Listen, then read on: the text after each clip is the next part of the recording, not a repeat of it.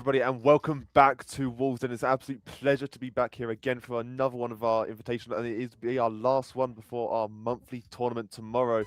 And once again, I am the Holy Monkey, joined by the amazing CJPS. How are we doing today? And then amazing. Woke up really late, had a nice lay-in. Now I'm here to cast over some amazing Valorant matches that we've got coming up, and I'm excited. Good as we love to hear. But obviously, everyone in the community is extremely hyped. Not just obviously we've got all our players here today, but the general new season for Valorant's got revealed. A new map got shown off a little bit, but not too long. Once we get onto our first game, I'm looking forward to it. I believe our first two teams for today, we've got DRR, and unfortunately, it does. I cannot pronounce this. I never have been able to. But you can pronounce their name. You have had practice with their name. Would you like? 2 Runchy, 3 Wide Bunchy. Yeah, thank you. I could never say their name, no matter how many times I try. But yeah, we got two amazing players for today. Yeah, I mean, brilliant teams. We've seen them both play throughout this tournament, throughout other invitations, throughout the monthly. We know both these teams, they're very strong. Yeah, no, Like, definitely. as far as I'm aware, these are like their main teams, and not like some smaller teams that some like places have where they've got smaller teams with some like lower ranking players. But like these are the main teams for their like groups, and we know like they at least hit like Immortal Ascendant. So this is going to be one intense and hopefully a strong game to start us off. Yeah, 100%. But as we're going into one, like you were saying, these are main teams. Ranks have just recently said, but we know for a fact they were all immortal preseason before. So this is a very high rank, high ELO match filled with extremely good players. So I'm expecting an incredible game today for our very first match of four. And you got any favourites going into this? You got any idea of who might win or anything you might like to see? Well, uh we have seen like DDR play DRI even play a couple of times. We haven't seen him as much as 2 Runchy, 3 Wide Bunchy. So it would be nice to see DDR like come out and like do something different, like especially with the comps, because as some other games we've had, especially on Haven, especially on Lotus, we always see the Omen, we see a Sova, and like it's always Omen, Sova, Jet, all three of them. Mainly like a Cypher every now and then, who did recently get buffed, I believe, with his tripwires, the cooldown of it going from 9 seconds to 7 seconds. That's a pretty hefty buff. So we might see a bit more Cypher. Would be nice to see. Always a bit of intriguing with the camera play. It's always a bit of shakes up the game a bit, especially on the defense side. But in terms of what we're thinking of the map, what are you hoping to see? Because we know what we're going to, but we know what we're going to. We are going to the famous and very well known Haven. We love to see it. We have seen it. We do like a bit of Haven. Always better than our continuous cycle of Lotus on repeat over and over, as we very well know and enjoy, and how often we go into that. But moving swiftly on into our first game, instantly we're looking at the champs here. What are we seeing, TJ? We are seeing some variety from 2 3 Wide Two Astras. That's a shock. We're lucky to ever get one. Oh, 100%. I mean, like, from the DRR, same comp as kind of predicted with Sova, Jet, Omen, Cypher. We've spoken about them before many a times. I'm like, it's hard not to like see them in a competitive match like this, because they are the strongest. Like, not, I don't say the strongest. They're some of the strongest agents in the game at this moment. Expect like, because their utility is just like so versatile, and like it just helps the team in multiple ways. And then Astra, I love Astra. If you've been watching with us, Astra is probably one of my favorite agents, not to play but to watch, because I love watching like Astra's play, because she is such a complicated agent to like play and understand, and actually learn how to use all of her utility to the maximum. So watching that is always fun and exciting for me to watch, like pro players use Astra to like the best of her capabilities. As well, DRR bring out Chamber, Neon, Phoenix. Not DRR, sorry. 2-1, 2-3 Banshee bringing out Chamber, Neon, Phoenix. Very strong champs. Chamber incredibly strong on map like Haven, with like the line of sights being so long, so like for every site for the defense. Yeah, 100%. And as we're going into our first round, the good old chaotic pistol round, which we love to see. We all know it well. But weirdly, this is a very cycle what we're used to, especially from last week. We saw very heavy, very fast-paced pistol rounds every single match, and this is probably a very weird, slow-paced one for once. Yeah, they are taking out a slow pace, and then the Jet with the entry. Like, what can I say? This Jet entry, she's gonna go in fast, she's gonna go in quick. They've got it very quick, and there's no contestation, that's the surprising part. No contestation, nobody pistol rounds, everyone just runs to the same point and gunning everyone down to get it over and done with, get as many kills as possible. But they've gone in, I've instantly got the spike down, and we can see that they're all just locked down this singular point. There's no reason to do anywhere else. So they do go in, Sling gets one, Ninja gets another, Send fires back onto Jade, so as Joshy takes down Slendy in return. Already having a massive number of Rishi here, as Jake finishes off one more and is down to one who seems to be AFK. We do seem to have an AFK on 2-1, 2-3. Not 100% sure on the reasoning why, and it does seem they are still AFK. No, they're moving now. They are moving. They are moving. Oh well, it's only one round. It's not the end of the world. Obviously, pistol round does matter a little bit because you want to get that early income. But 100% pistol rounds are the second or third most important round of the game from both sides of the round game. So that's both half because you need to winning that pistol is okay. It does seem we have some issues, technical Oh, issues. we're just restarting the match due to the AFK. I think that's fine. I think that's perfectly fine. That's completely fine. Yeah, we just had it confirmed. We did have to roll back slightly, which is perfectly alright. Obviously, it makes perfect sense. We don't want to give them a free round. It's not fair for Lucci here, because we obviously don't know what, for whatever reason, why one of their players was AFKs. But yeah, it's only one round to start. It's not like too much damage was done. I'm sure DRR don't mind that. That one, I wouldn't say that they would mind it, but I wouldn't blame them for minding it because that one round is so valuable, and they managed to play that flawlessly, get onto site. But maybe the reason they got onto site was because 2-Runchy had a AFK, because most of the time that server's gonna be holding down the A, shooting that server dart into A main to just get that clearance, maybe pushing the other team back off of getting that fast entry onto site. So that could be a very valid reason for why DRR was able to take that round. Yeah, 100%. And honestly, I think that's perfectly reasonable. But at the end of the day, stuff happens. Stuff in life happens. You don't know what might have happened in their situation. So I think it's completely fine. But overall, as well, we've got a quick moment to talk before the match gets all up and running again. How do you think the compositions are going to work against each other? Now we've had a quick sneak peek at them. Well, after that quick one round sneak peek, it does seem that DRR we have seen them. They're taking it slow. I'm so sorry. Wrong team. 2-Runchy, they're taking it slow. They're not rushing in there, going full in for the attack.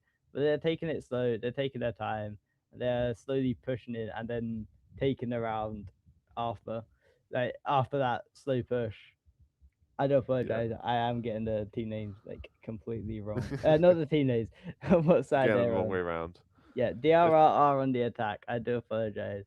They're taking it slow. They are going for that slow pushing, slow attack, and then as soon as they have full control of main of the no man's land there, they go for their attack. They pounce onto the site and take it with all of their force to just overwhelming with numbers, and it does seem like there wasn't much Two Ranch could have done there because they were a man down. They didn't have someone holding that uh holding the A site other than the chamber, of course, up in tower, but couldn't do much when you get smoked out. Yeah. They planned for all the entryways, and I think they did execute the attack really well. As we do keep obviously mentioning, the man down definitely did affect it, as they didn't have the Sova arrow to trying to get any intel on them, which is what allowed them to push so quickly and so heavily onto the point as a 5-man. But in terms of actual kit wise, I think the teams are quite balanced in terms of like util. A lot, you got good amount of smokes, got a good amount of entry, good amount of duelists. So I think it's perfectly fine. Yeah, no, 100%. I mean, Two Runchy, I'm not dissing their like what they've got going because they have a good comp going. They've got the Astra, they've got the Chamber, they have Sova, so able to like clear those tight spots with the drone, with the like sonar arrow. He's able to just like clear the area, make the space, and find out where you are hiding. And it's just such good utility like use no matter where you are on attack or defense. And like with the Astra, I can't like I can't say much more than like like completely map wide smokes. I mean, I do understand Omen has a very similar type of smoking, as in he is more or less map wide, but like it's not as like versatile or quick like speedy as Astra is. And like if you can get that to a fight, like if you can fine tune that so like incredibly well, it is gonna be devastating for any team you're playing into. Yeah, no, I couldn't agree more. Like you're saying, with Astra, especially Astra, like how I mentioned earlier, this is so rare we see two of these on the map. So the map is going to be very clustered with all these smokes and all these blinds. So, and I think it's going to make for a very exciting match, a very in-depth level of play we're going to see, especially from all the util coming out here as being all a majority high-ranked players. They've experienced what you can do. They know all the different rotates, they know all the different angles for all this different utility, and it'll make not just the game exciting, but it's going to make it more challenging for both sides, being that they're both highly skilled teams. So it's be interesting to see how they counteract it, how they decide on how to match it in a way. Yeah, I mean, like I can agree more. I mean, we had the Neon, we have Phoenix, both really good entry.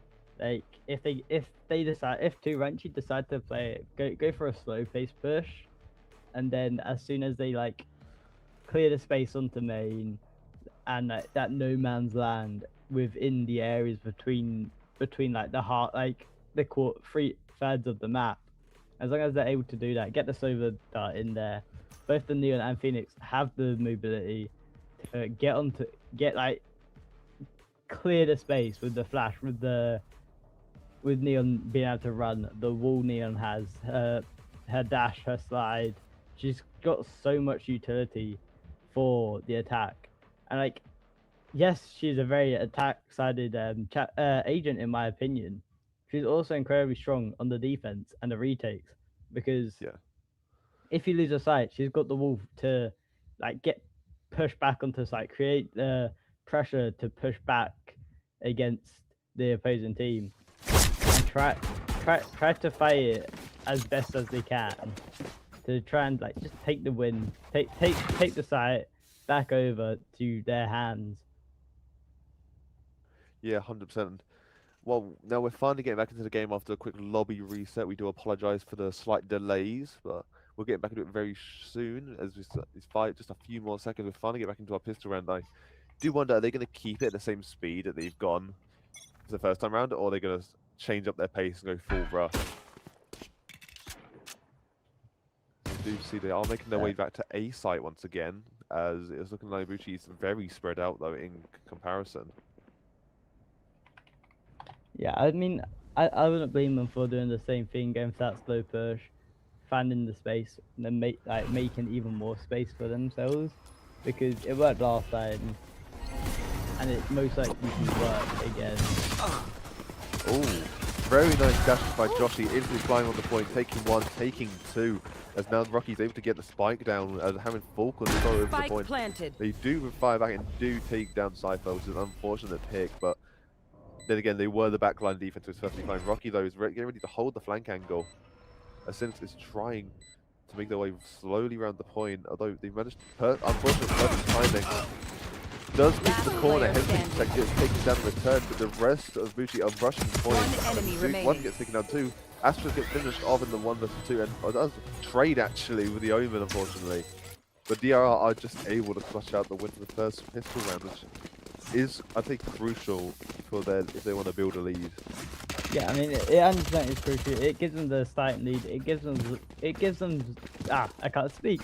I know further. It gives them the funds for this next round, and most likely securing this next round.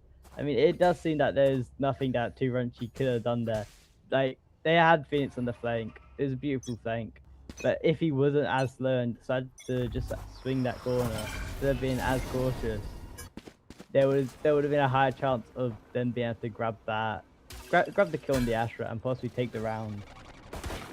There's a much more aggressive defense here, keep command their own show. The Jakey's, they get some nice pick on the Cynics to open up the round, taking down the Phoenix, that's losing a blind in the wall.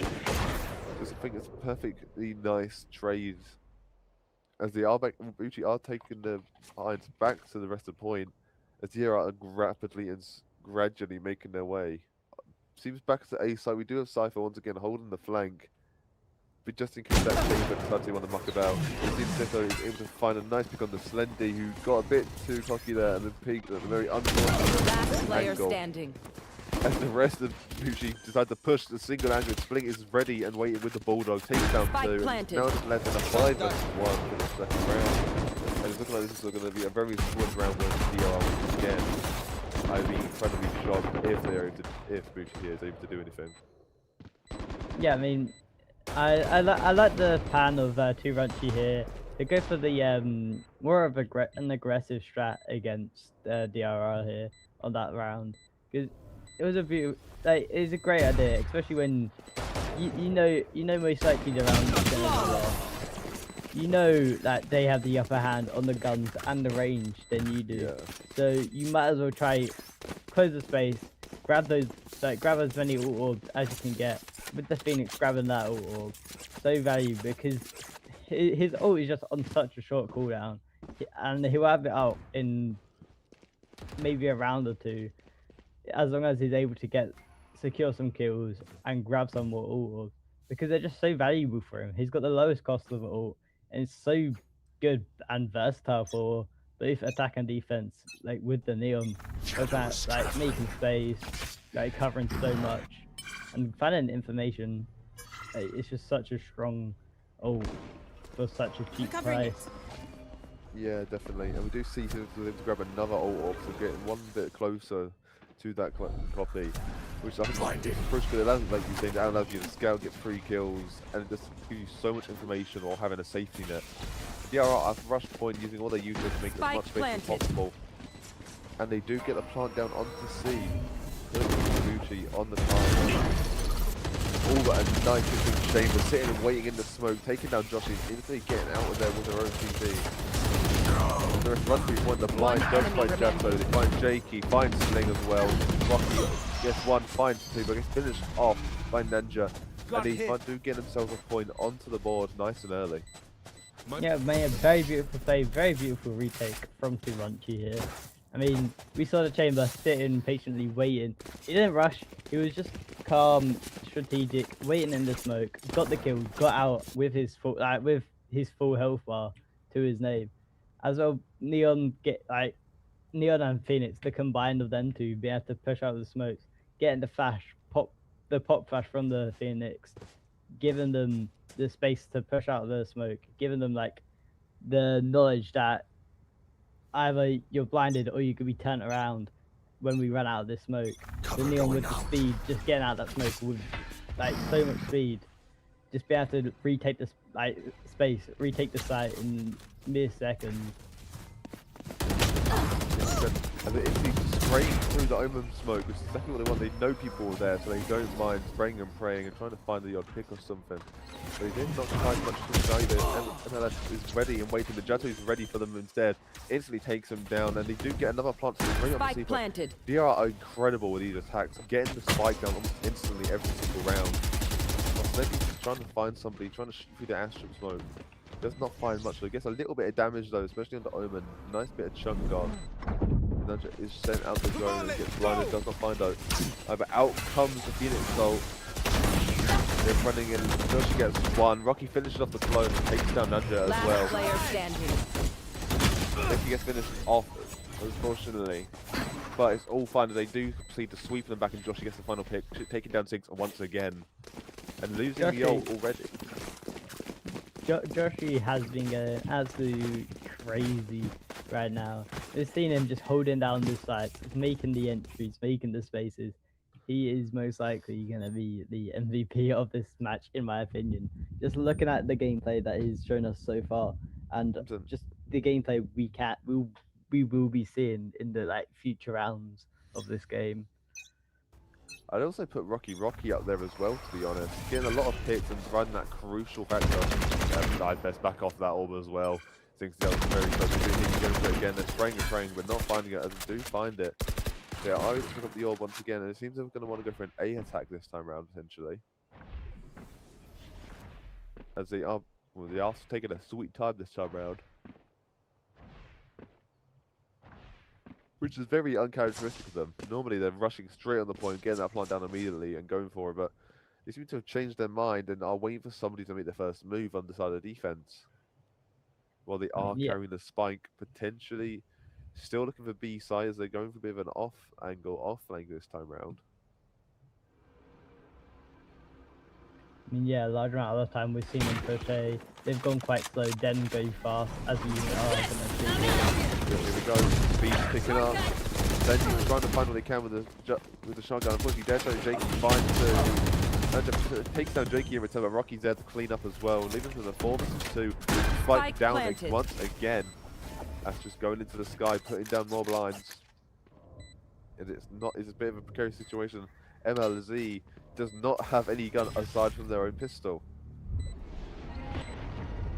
I mean, this pistol is very strong. It's Headhunter. It's essentially 150 cost Sheriff with a scope. It's one of the strongest abilities in the game.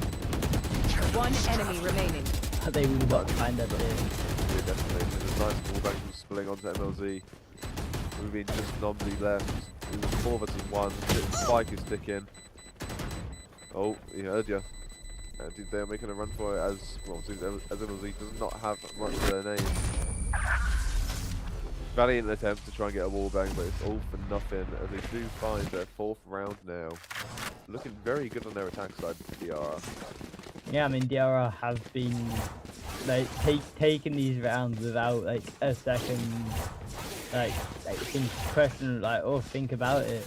They've just been in there and taken we've seen it on A. They take the slower approach where they slowly push up main, make sure they've got everything covered.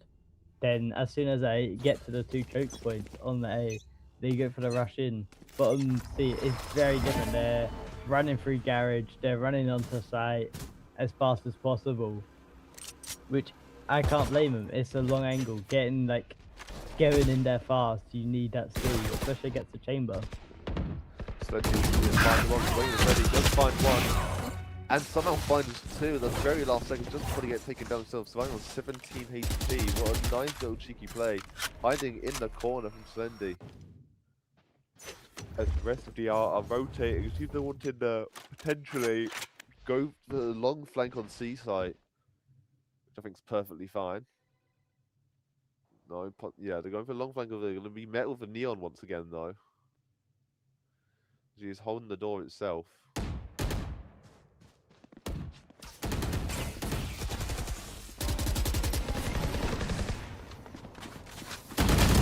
Blind though, unfortunately looking the wrong way as Joshi gets found out, immediately gets taken down. Fenty there in return finds one as well, making him a triple kill for this round.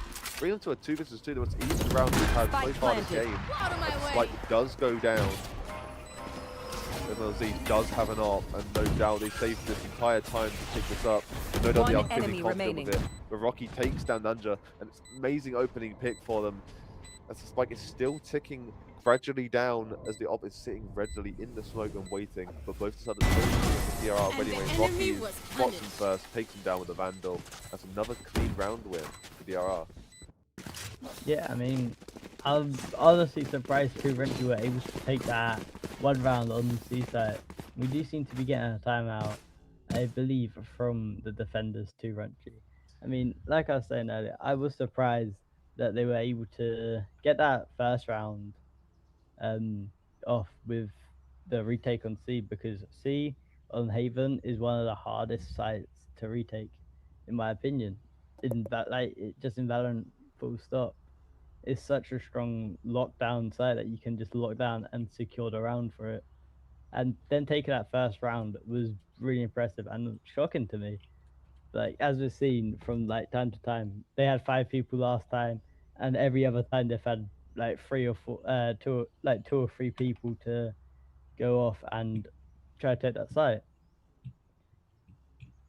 Yeah, perfectly understandable. And right now, Bushi are surely feeling a little bit nervous as they are gradually giving up a lead to DRR, who's 4 rounds up, maybe at the halfway mark of this first half. And right in this case, you need to start thinking about what can you start doing differently, as they seem to be doing the same thing over and over, rushing the point more or less. But rushing the point over and over can only work for so long before the defenders gradually pick up on it and start adapting to it. So it's only a matter of time before Bucci start making their own move. Yeah, I mean, it's not a bad idea to be rushing want to play? to DRR here. It's a very good strategy, especially into a chamber who's only got realistically one form of stoppage from you getting into that site with the trip. And it can very easily be shot, very easily, like you can just chuck a smoke on it, like with the jet, you can just chuck a jet smoke on top of it, stopping it from getting any value whatsoever. Yeah, definitely. And instantly, once again, the spike just instantly goes down on B side though, which is a bit of a change of pace. But we do see no one is gone down yet, which is surprising. Normally they get a pick or two. Here we go. But as they're making their way on the point, you see Sydney trying to find someone else, but nobody finds Splendid back on the chair. Unfortunately, Splendid slides into the wrong someone, gets met with a Vandal to the face by Joshi. And are finally going to the fuse. Sofa pops the ult though, trying to prevent them from using it as it takes 2 down. One enemy remaining. Splendid gets 2 themselves, but they ain't got time to defuse. Clutch. And it goes off, and they waited too long to make it. And unfortunately, MLZ decided to wait around, and it is going to now definitely the op certain now. I suppose they do go and buy one, the barely scrape on the barrel with only 50 credits left to their name. Surely they get some value of it this round. Yeah, no, that was a wild round. I mean, Renchi, they've decided to fully push A. I mean, I wouldn't blame them. As we've seen from DRR, they've gone A twice, C twice, A twice, C twice, and the realistic thing is to predict a C push. So having it like more or less put your whole team over there is understandable, but at the same time you're leaving B fully open for a free push and free take from DRR, and they took that to like that as an advantage and took the site. Yeah, like, for sure. Free of charge. But they are taking their time now. They are looking like they're going to want to make a... They take a little push back onto A side. They're confident on this push as well, as there's so much control they can have over the high ground as well, along with the flank from the behind B. But it also does, we do see Bucci so spread out. We do nobody is anywhere near point. We've got 3 compared to the 5 here. Heavily outmatched. Joshi finds 1, 5-2. Zeki finds the 3rd. Clean sweeping A side as B and C are still under the control of Bucci. As neither Astra wants to move from B, is still sitting there while they've got Spike down on A, and they're still not rotating for some odd reason. Spike is gradually ticking, but I don't understand why.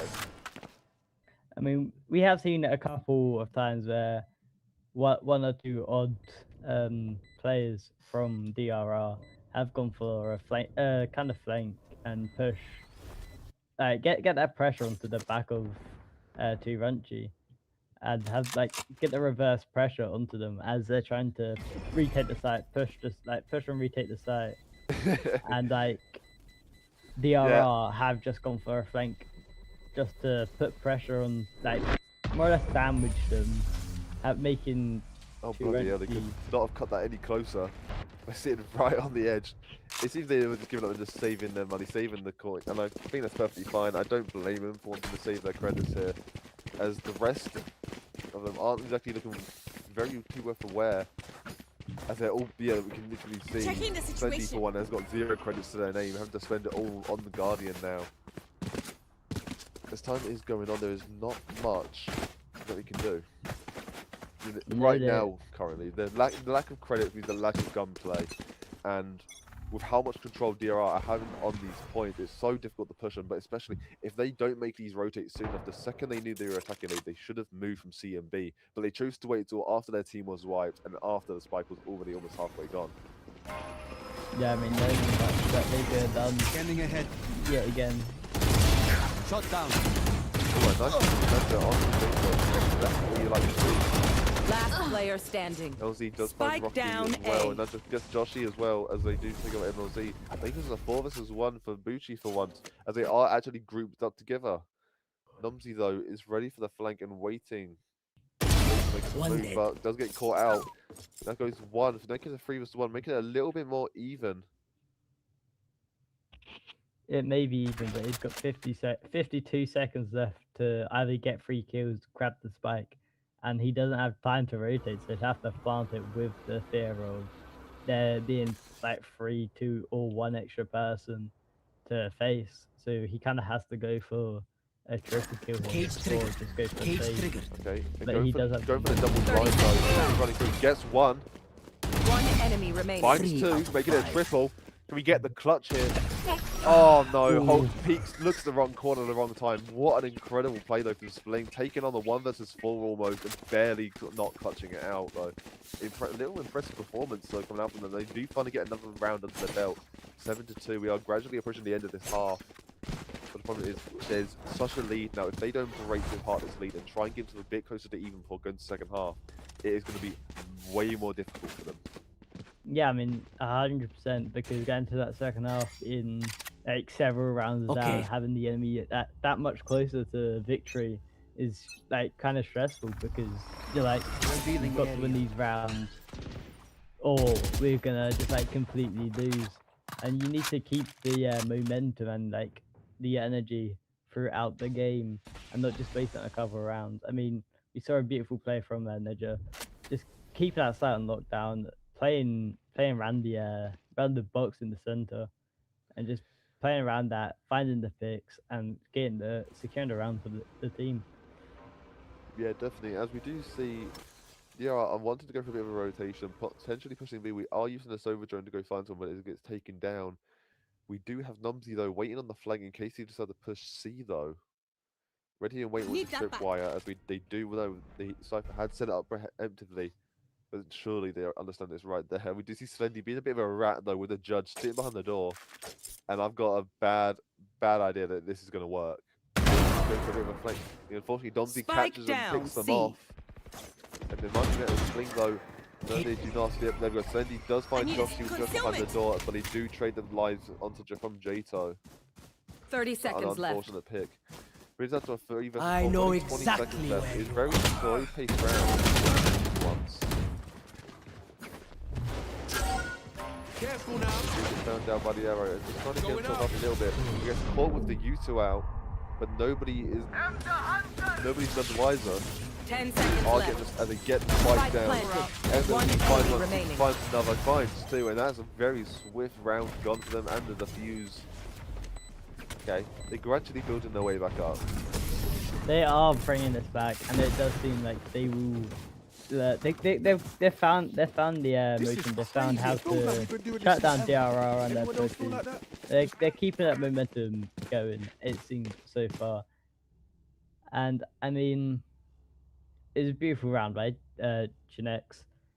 How on earth he managed to sit in that corner and not get found out from either the Astra pushing onto the site, the Omen who TP'd above. The fact that he was able to just sit there scot-free and just like wait for the smokes to dissipate just finding and then like grabbing those picks that secured them the round. It's actually criminal that he was able to just sit there in the corner just waiting. Yeah, definitely. And just the timeouts. 20 seconds left on the timeout. Surely Jito's having to have a little bit of a think on what they want to do. As they do have the ultimate online. Both Astros have the ultimate online as well. As we are gradually nearing the end of the first half, with only 2 rounds left to go. I think it's perfectly understandable at this point. What do they need to do right? Because obviously GL want to build even more of a lead. Right now, we've only got a few rounds left of the half, so the Salamat, best thanks. Bucci can do is even out the score to the best degree. But if DRO take any more rounds, their life can be 10 times harder when it comes to the side swap. I'm going above. As all it takes is a couple. They're not far off taking the win already. They're already halfway there, so it's not looking too good for them. Yeah, no, it's not looking too good whatsoever. I mean, if they're able to find these last 2 rounds too runchy, they will be able to take this win here. Partially take the win here. I do apologize.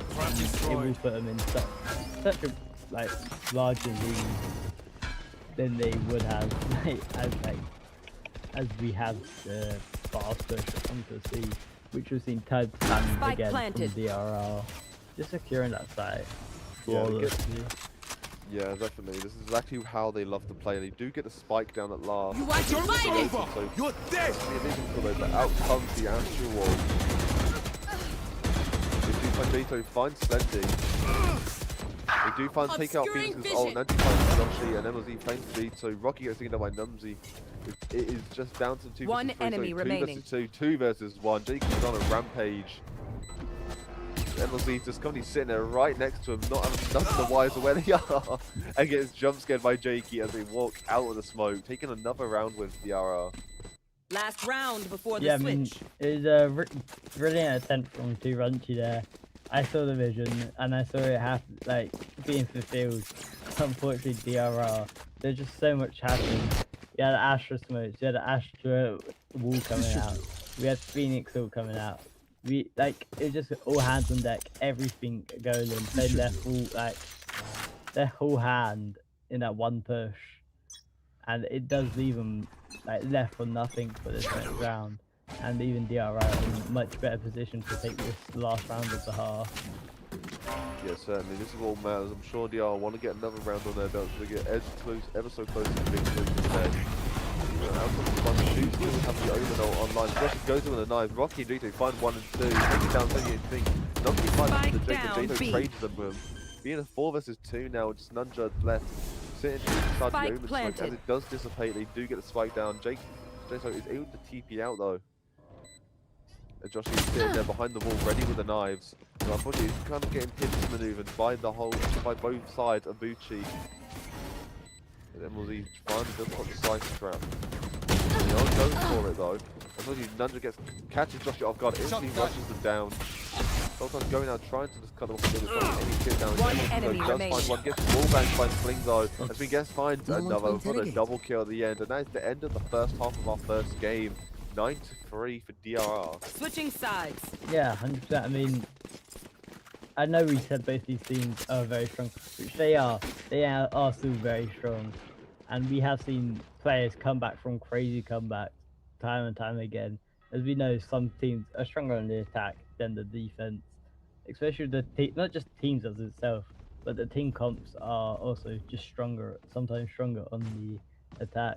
And it does seem Too Runchy did build it, like did more or less build their team around the attack and try and push onto the site as fast as possible, which I wouldn't blame them. Like Cypher, as long as they're able to find where that Cypher is, find out where his trips are gonna be set, they can push the other side with pretty fast ease.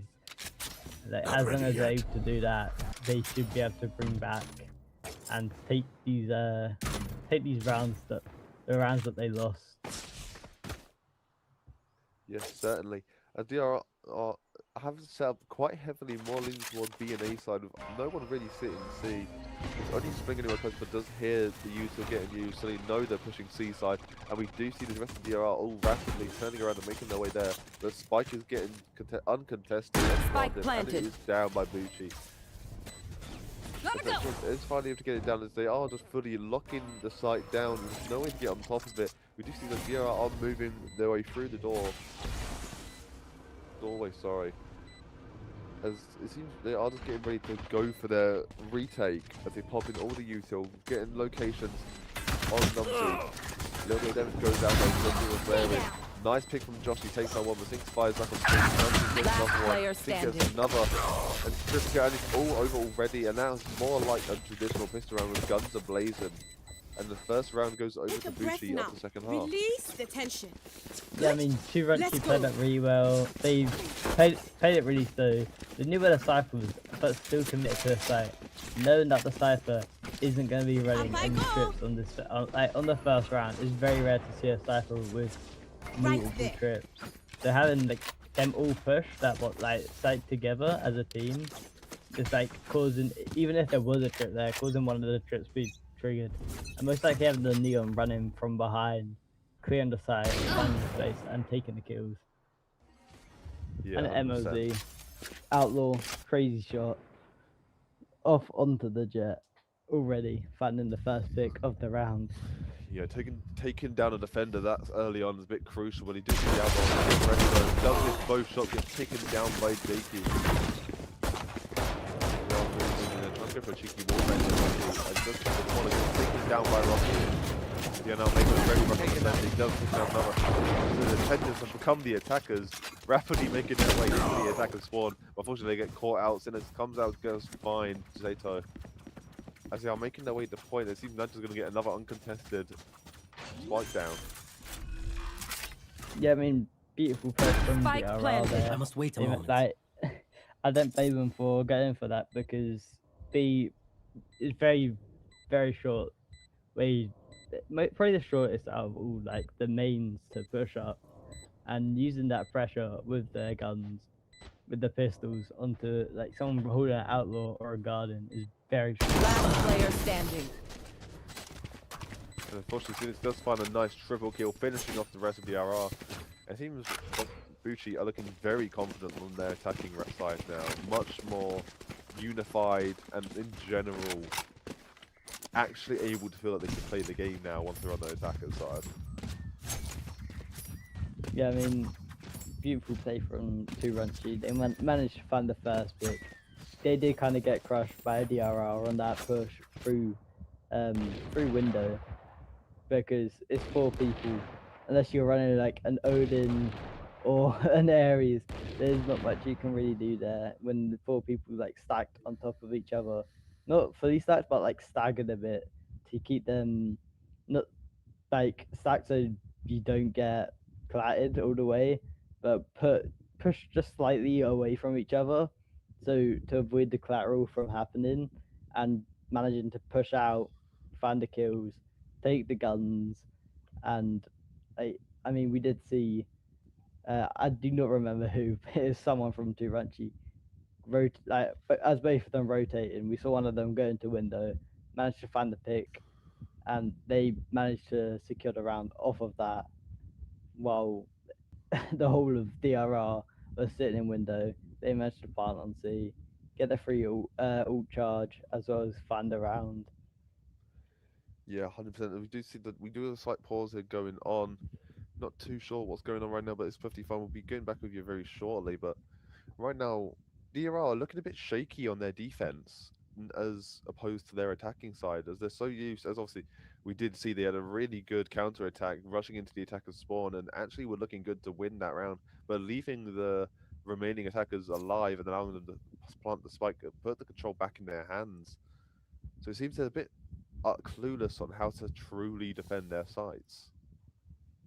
Yeah, I mean like that push, not the first push that we've seen in this match from a defender, because we saw it from Turanchi on the A side. They fully pushed that out, and it failed unfortunately. And as we saw from DRL, they were not able to do anything about that second round, going for that similar push but on B side, managing to find more value out of it than Runchy did, but were not able to take the round. I mean, DRR have played this game very, very well, but it does seem that for these first 2 rounds they have lacked the defense and gone for more of an aggressive push than you'd typically see from a defender. Yes, certainly. And as we get back into things not too long, the problem is Muji's whole composition thrives so much more on attack. Like, you never really see a Neon doing too much on defense, but they thrive off attack. Okay, there we go. The time is finally going back down. We're finally getting back into the things. Thank you, Ninja, for the duck. More of support, but we can see the actual guns that the Bucci have at their disposal right now are very lackluster in comparison to DRR, who are going full on the Phantom. In comparison, we only have 2 actual main guns, with 2 going locking for the pistols and Stinger instead. So it seems to be a bit of an eco round. No, the Stinger is actually a really good gun if you're good with it, so I'm sure they have a bit of faith in that, but it does seem it's going to be the case that they are going to go for a cheeky eco round, as they are wanting to try and save a bit of money. They don't want to spend all of it, put all their eggs in the same basket, as they are just starting to build a lead, as the DRR still have 4-point lead. As they are making a rapid push on the C side, and are instantly able to get the spike down, as the rest of the DRR, especially, having to get chased down. It's all fine and dandy as the rest of Bucci do back down the point and hold the forward towards the attacking side. Jakey gets caught out by the as she does get lit up a little bit out of the wall though. They do trade 1-for-1.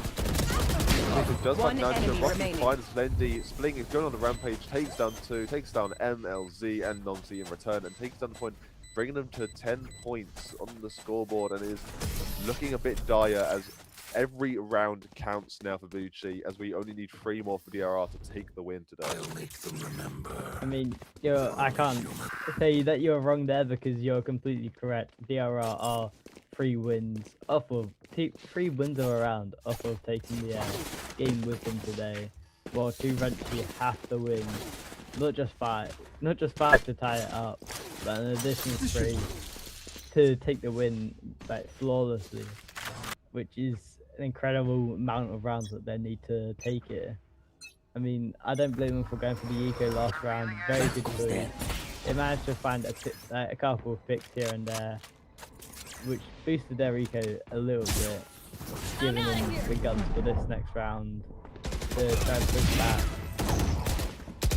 Yeah, no doubt, but instantly Spring and Gento instantly find 2, which is a dire situation for Bucci. Losing 2 members just as the attack round stopped is not exactly where you want to be. Ninja's looking for another pick, but Rocky finds a nice wallbang onto Nomzy, brings it down to a 2 versus 5, and it's just MLZ and Ninja left.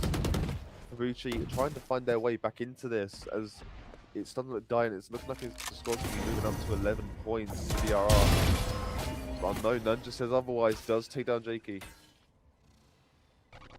And then moving on to point, taking out 1 member is good progress, but he's still got double the amount of opponents left to deal with, as he are making another rotation, looking towards more C side this time, as the rest of the DRR are a bit more focused on B, which is interesting, as nobody's in there already. Rocky, though, is kind of wary and 30 seconds is left. holding the door entrance to the window, as 30 seconds left on the clock, 25 now, as they are, they're going to need to commit to C site, which I think is sensible. There's no got real time to move over to a different site, as Rocky and Spilling are both making their way gradually over. No, they're rotating around to A site for some reason, abandoning B, and this time they're going to get a C, they're going to get a free plant. 10 seconds left. No, there we go. Splinger's finally noticed, finally realized, and the rest of the team are making their way over. And then hopefully there goes down 1. No, 1 Ben enemy living on a remaining. prayer. Finishes off MLZ. Rocky gets a nice pick on the Ninja, and it was a good attempt, but he moves way too quickly for them to react. And that's another diffuser, another round going over the DRR. Yeah, very unfortunate for MLZ there.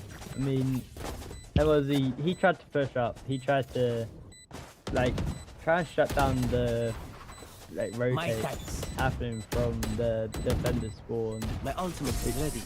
I mean, I don't blame him. It was a very good choice.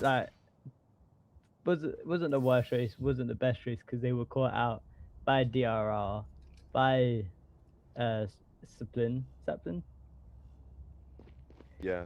And just caught out so quickly, and it just made MLZ panic, running into the Omen and the Jet, just fully shutting them down. Yeah, for certain. And as we're gradually getting to the point where the pressure's certainly rising for Bucci, and there's not too much left they are able to do, I think it comes to the point where they really need to get moving and really start focusing up, as they can't give 2 more rounds at this point. I mean, so far away from their own win. It's looking very dire. They sends the bolt, shock bolt out. Doesn't find much any damage though, unfortunately. Slendy is getting there and ready, doing a bit of scope, and does find that they are still standing there, as they may be going for a cheeky rotator. It seems they are super certain that A is on lockdown for DRR. No one's allowed to enter. Although it's weird how the person with the spike is not moving. I don't know why Nanja isn't getting a move on. But MLZ is slowly scoping out Seaside, even though there is a tripwire waiting at the entrance for them. I mean, we could be seeing a fake rotate, having 2 Yes, Runchy potentially. make some noise, make a distraction onto Seaside, which would allow I have the spike. Numsy to push up onto A, or maybe not, take the spike around to go for another site. Jato finds a nice pick from, gets picked off by Sinto, but Rocky does 30 find seconds taking him left. down themselves. So going down for 4 vs 4, with 25 seconds left on the clock, they need to make a move and figure out where they want to plant it. It's looking like they are leaning towards B site now, as the time going down there, locking it in. Then he rushes in, does find Rocky. Out comes the Sova Dart, goes 1, goes 2, finds Slendy with it, and does get 10 a nice seconds bit of left. damage down. Spike planted. And it seems just One like that, enemy the team's been remaining. wiped. Nomsy and Nanja are now down. It's just MLZ ready to left fighting. The fuse is going off. If you find out where the afterwards, Smoke does find him out, and JQ then finishes him with a swift headshot as they go for the defuse, bringing them to match point for DRR. Yeah, I mean, match point for DRR. This is very. It's been quite an intense match, even though that it is a 12-5. It's been a very intense match. Both these teams have played extremely well. Match And point. I mean, DRR, the 12 up, not 12 up, sorry, 7 up. They're 1 win off of match point. If 2 Runchy don't do something soon here, it is over for them. It's in the case where Bucci now needs to win 7 rounds in a row to bring us to match point. So it's looking a bit dire currently. Yeah, I mean, dire indeed is this is where the stress is fully piles on the 2 Runchy here. So the op shot goes off, does miss. Splink is got Seaside locked down, as it looking like that Bucci wanted to go for a very swift attack onto A side. Splink does find MLZ on the rotate, and it's a very unfortunate pick. Not looking good for their match point here. As they're all just really taking it slow, holding the line of sight onto A push. But they are going to go for a very quick rotate out of there, and I think it's very sensible, as A is going to be very difficult for them to push, especially against this team comp. Yeah, I mean, it is going to be a very difficult push for them to push out and try to take this take this round. I mean, after losing crucial chamber off of their team, losing that trip from behind, Well divided. losing their headhunter, the value of AET have. Foolish. Oh, but Splink has a nice pick on the Slendies. They're trying to 30 make their seconds way left. back onto point. 3 vs 5, 25 seconds left. Nanja is going for the plan, as nobody on DRR Spike is ready planted. and waiting on the point. They are finally able to get the spike down comfortably. Joke's But over. out You're comes the dead. After all, the worlds are divided, but Six finds Splink. Nice opening pick for them. Nomsy finds another, but down goes Six. Oh, Nanja finds 2. Nomsy's going down as Last player well. standing. Joseph's gone down as well, and it seems that Bucci has finally found themselves around in this mess. What a nice comeback for them. But it's not over yet. They've still got 6 more rounds to go. They cannot afford to drop a single one. Yeah, I mean, 6 more rounds to tie it up. If they're able to bring this back, it will be one of the most impressive things that I would have ever seen in the Valorant match. I mean, it's lovely to see Need a you drop. being Need assist. 8 rounds down, on the verge of That's wet. losing. I mean, we have DRR. They still have 3 ults up. Brilliant ult. Omen TP to get across the map. Cypher find out all the information. Ooh, but Josh gets MLZ. picked off with a beautiful headshot from MLZ. With nasty up, but Rocky fires back, taking down Nomzy, which is a nice pick on the util, going away. It seems to they've already evened it out. As DRR are playing it safe now, as they obviously want to get this match win over and done with, so they can move on into our second bracket, into the next bracket. But Slendy's looking for a bit of a push onto B site. They're not going to be able to find too much, as nobody's really sitting there. We do see Jato is kind of sitting and waiting. Down goes the smoke though, blocking any view they might have of any of the side entries to the point. Down goes the L drone, so there's no form of recon left for DRR. And down goes the shotgun. Okay, they do have a son. Jato finds one, Rocky Spike finds down, another, bringing us B. to our 2 versus 4 Player already. standing. One left, Rocky for the triple onto Nanja, Cover going. and with it just being MLZ left in a 1 versus 4 situation, 35 They seconds. found my friend. And that is game splitting finish off Defenders MLZ. win. Then DRR win 13-6 against Bucci. Very Yes. unfortunate. Unfortunate for Turanchi there. Yes. Brilliant game overall. Both teams played it incredibly well. Congratulations to DRR getting into the next bracket for the next match, which will be not too long for them, hopefully. And I mean, brilliant match overall. The team comps, beautiful, love them.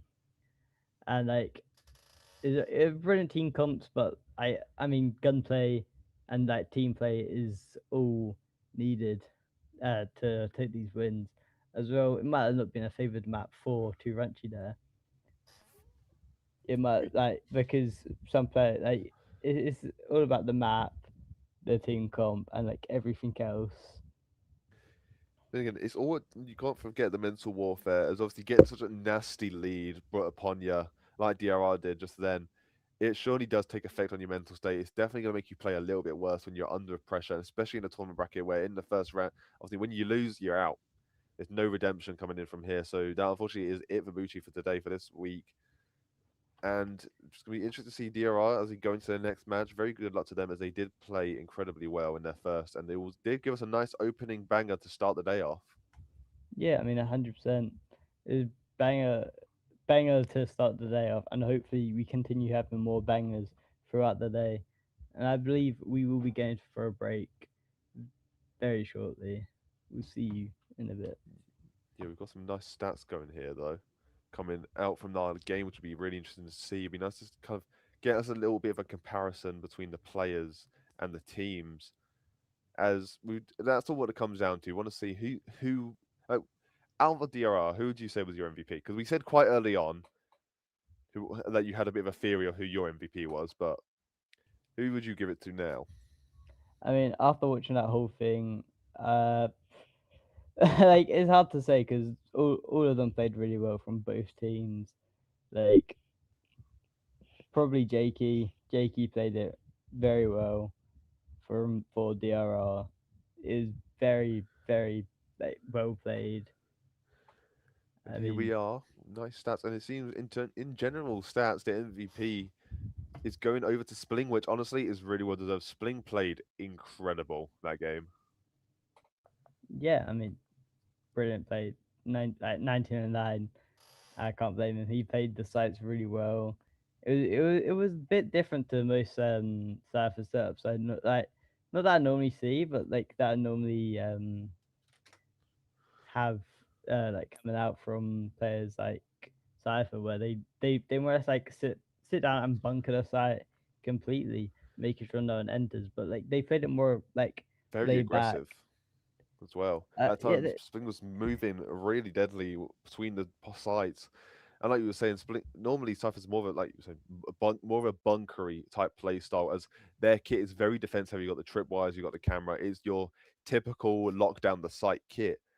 But it doesn't really matter, because depending on the player, some people like to play aggressive, and Spling seems to be one of those Cypher players that wants to get in there and wants to fight. They place down their util and then they go join the team and join the fight, evident as why they are MVP. But although well done to Bucci, though, as we do see Nomzy is their MVP, and honestly, I would personally also give it to Nozzy as well. The Astra util was coming in kind of clutch through multiple points of that game, and it's what allowed them to get so many picks, even in the rounds they lost. It was definitely quite an impactful play. I mean, I couldn't agree more. They played it really well. They used the smokes, like to their like more or less their full extent, and like putting the walls down to just fully shut down any like form of vision. It was very unfortunate from Slendy on that C push that we did see. I believe the one that they won, pushing out onto site, getting caught by the trip, and the Astra wall not being fully getting placed down because it's got like after you place it, it's got like time before it actually like triggers, and Slendy just running out, getting caught out before the wall being fully placed up, like just made them lose that one extra person they had to hold the set, but they still won the round. Yeah, 100%. And just lobby is going on. We will cut to just a very short break. We won't be here for too much long. Won't be very too long. The lobby's almost getting ready for you. Yeah, 100%. And just before we go onto a break, if you're serious about your climb in Valorant, you need a connection that doesn't quit. We have partnered with Exit Lag to give you an incredible deal right now. You can grab the annual plan, getting 50% off with the with using the promo code Wolvesden. That's WOLVESDEN at checkout, and start winning those games and taking those taking the wins, winning the games. And this isn't just for Valorant; it's for other games too.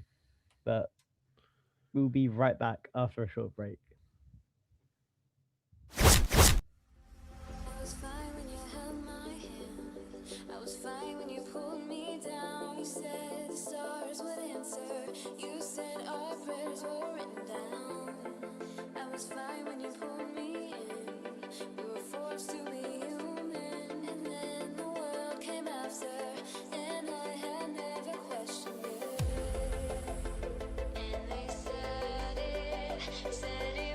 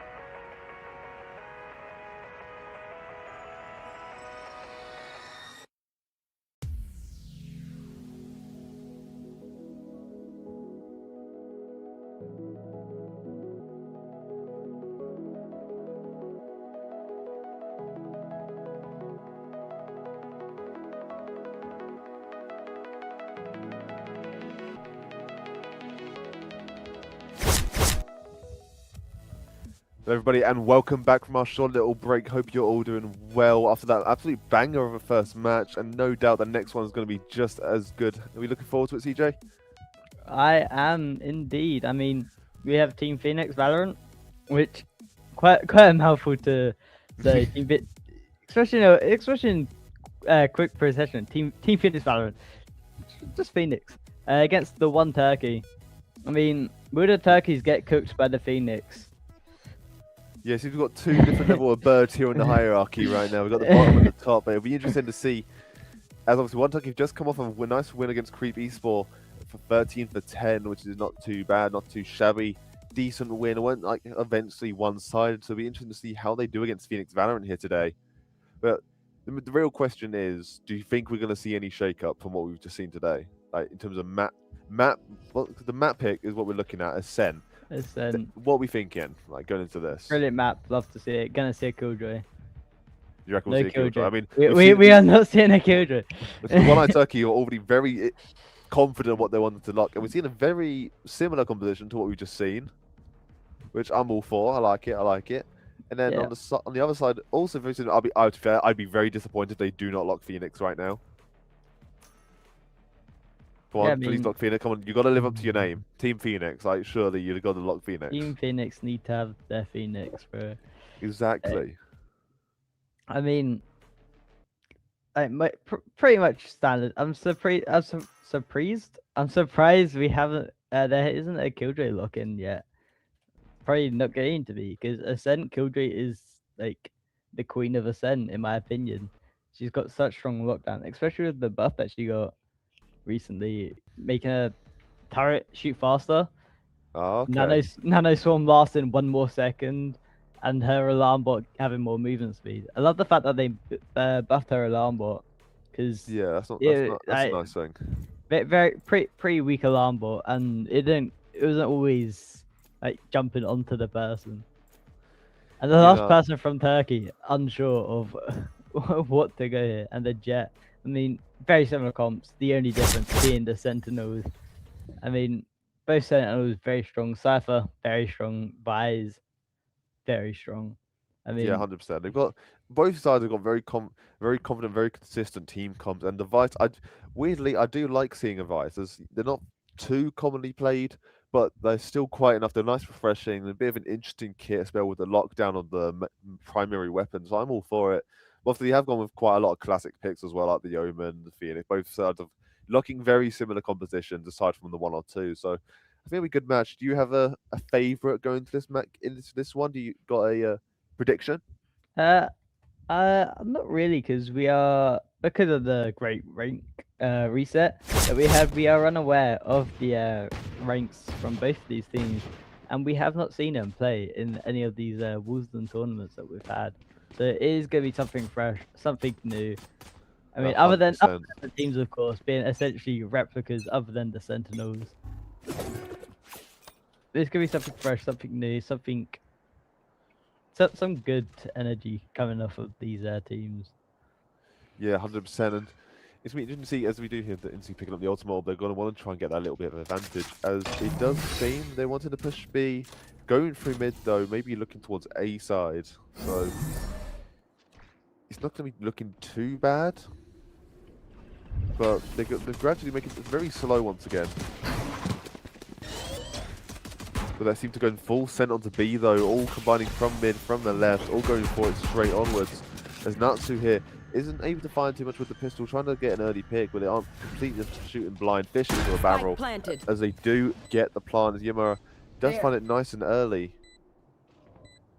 Although they are just kind of sitting there locked down onto the point, Natsu is waiting, ready and waiting for the smoke to dissipate. Hoping to find somebody, and unfortunately the Sova for the Phoenix does get hit with a nasty little shock dart. And we do see Katie does get a nice pick onto Inns. Yamura gets a nice pick onto Yamura, and a nice pick, look at my eyes, finishes off Natsu, and both Jets trade 1 for 1. Katie takes undone. Both go down, look at my eyes, and Mushi get another, and it is just dodge left, down to Musashi. What's another death? 5 health left, but looking at the wrong door, and look my eyes, finishes them off with a very chaotic pistol round as we gradually make our way through it. Very chaotic. I mean, we see it time and time again. We say it time and time again.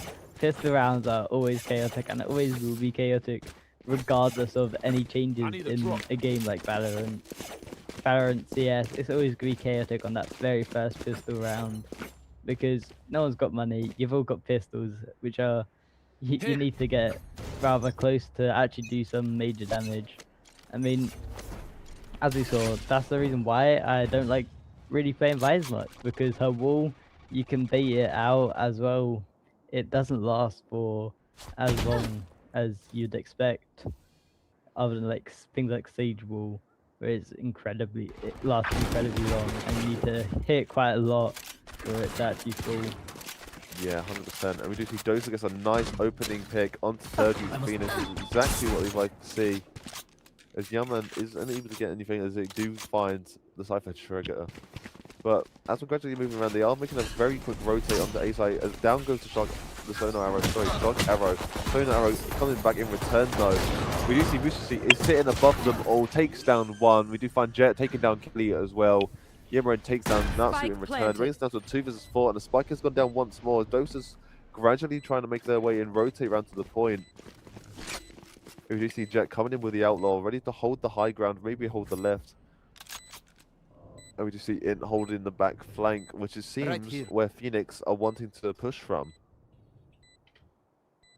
Yeah, I mean, brilliant round from the one Turkey, because they're just able to make the space, get the rotate, One enemy remaining. and find the picks within finding one and two.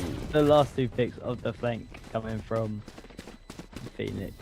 I mean, in my opinion, Team Phoenix, they should have just stayed by that door and wait for the spike to tick down, and most likely died to the spike, because they would have made more money off that round. And I mean, like, unless they're able to find both the picks on In and the Jet, which would have been very helpful for them, as it would have given them 2 guns to use in this next round and save a bit more than they would have. Yeah, 100%, I fully agree. As we're going in here, down comes all of our util, getting blind, out comes the Phoenix nades. It seems both teams are ready and waiting for each other at this choke. As Dosa throws up their own firewall, trying to recover a bit of HP as they did get lit up, unfortunately. They do bring themselves back up to almost a nice crisp 89 HP, barely off the 90. But out comes Look My Eyes, in come the Phoenix, are running it back, they get instantly taken down by Dosa. And losing their ult economy is kind of crucial, but unfortunately gets taken down by Musashi. As Kelly's on the flank, gets blinded and does go straight down the door, losing that bit of cover, but he gets finished off by In on the back line as one gets taken down. Musashi goes for the triple, finish off Yaman and Natsu for another quick round win, bringing us to 3-0 already. That the lead is building and Phoenix need to start making the move and getting them back into this game. I mean, like you said, the Phoenix saw very little value, but it still gave them the pressure to push out onto the site and push back Team Phoenix off of the site and push them back a bit further. I mean, yeah, he got blinded. Yeah, he died. The ult died very quickly, way faster than it normally would. But I mean, overall, it was a good ult. It made the space. It got the value it needed to get for them to secure the round. Yeah, 100%. I fully agree, but unfortunately Carlos just gets an amazing early pick onto Look My Eyes, getting a nice wall bang as you get through, and it's exactly the opening pick they need to try and get themselves back into this game super early on, as Yimmerin is sitting there ready and waiting in case they go for a bit of a flank. It's looking like the Turkey are gonna take a rotate, maybe look for B site instead. And Musashi is sitting on top of a hut for some odd reason. That's a high ground, I suppose. But as they are gradually making their way round with the spike, we do see In is trying to cover as much as they can. They do take down the arrow, but they do proc the Vice wall nice and early, which is really good. Getting that out of the way is exactly what they need. But Nasu is sitting there ready and waiting. Right here. Is in desperate need. Trying to get this fight an early pick, but they do get things over. In though, thank God, is there to carry the rest of the team. Takes down Carlos and Natsu with a nice double kill. Yimmerin finishes off Yimmerin in the back line, bringing us down to a 4 versus 2. Somehow flipping this round on its head after the Phoenix got an amazing opening pick. As Dosa makes their way back around the point, along with Kelly. They do need to try and somehow breach their way back on the point, but they have both entrances covered, locked and ready. They go for a bit of an early peek. Last player Do miss standing. interaction, but Int gets another, making that a triple kill for Int. As Kelly is on their own, and I think it's just going to be sensible to let them have this point. Don't bother trying to fight it. Unless you want to try and get a bit of early gold, but not gold, sorry, just credits. Int's coming round, but unfortunately Flix and gets a quadra kill on only in the 4th round. It's looking incredibly good for Turkey here. Yeah, I mean, Int has been playing it out of his mind, as we've seen so far. Using the Vise Wall to his advantage. Using the wall from Natsu to his advantage, proccing it, giving him his... using their wall as his own. Using it to take several bullets and saving his life. Which is beautiful. And, like, yeah, again, Vise may be strong, but, like, with factors like that, with a wall, the fact that you can trip it and, like, use it as your own is just one of the reasons why I personally don't like playing Vise, because yes, she's very strong. Yes, her util is like pretty well like one of the most unique sets of util they have in this game, but like at the same time, it is pretty weak unless you have like a full-on trap set up. Yeah, for certain. As we do have an active timeout, but it's almost over. Coming from Castra here, they're not finding all too much. I'm sure they're trying to make a bit of a game plan now to come back into this game, but they already are down a 4-point lead, which is not great to start off the match. You want to get as many points as early as possible, and we were discussing this in our last game. And losing too much early can truly snowball into an early loss. And it's looking like Turkey are trying to take advantage of that, getting as many points as they can early before Phoenix are able to adapt. Yeah, I mean, like, the early snowball is incredible. As long as you're able to get it rolling, it will never stop. Like, as long as it's big enough and it's rolling, it will never stop, and you can just take round after round. The Sova drone there, brilliant usage, clearing Hall of Main, as well as clearing the wine cellar. Stop anyone like that Omen from sitting in there and getting a good couple of backstab kills. 100%. As we do see outcomes of Sova coming up from Turkey, 1, 2, and all 3. Unfortunately, do miss Kelly, but does put her in a precarious situation as Omen now sitting inside their own smoke. Does barely miss, and they do interact just barely. Moves, she does find them with no damage in return, but instantly taken out by Jet. Look my eyes, and getting a nice bit of damage putting back onto them. Spike does go down there. Int gets a nice pick. Look my eyes fires back onto Natsu, taking down Carlos. Finish off Look my eyes. Int comes back, finds them. It's just Yaman against 3. And no doubt Int is going to want to take them down once more, as looking like Phoenix's Jet are wanting to go for this, making their way up to high ground slowly but surely, as Int is taking a long line of sight advantage. Yaman going for a bit of a long rotate here, but not having any clue. She's going to be ready and met with the rest of Turkey here. Spike is ticking, and it's going to be the case that you might just want to save the up, but unfortunately, Yaman gets a bit too cocky, gets a nice pick though, gets it, oh, just barely misses the second. Spike's trying to go off it, gets another. Oh, but unfortunate, does get a nice double though, but it does seem Jet from the side of Turkey are able to take them down, get a little bit more credit for himself, and the spike goes off. Brings us another round closer to this gap, which is getting a bit too dire for my liking. Yeah, this gap is starting to widen much larger than we have seen from some other games throughout this tournament.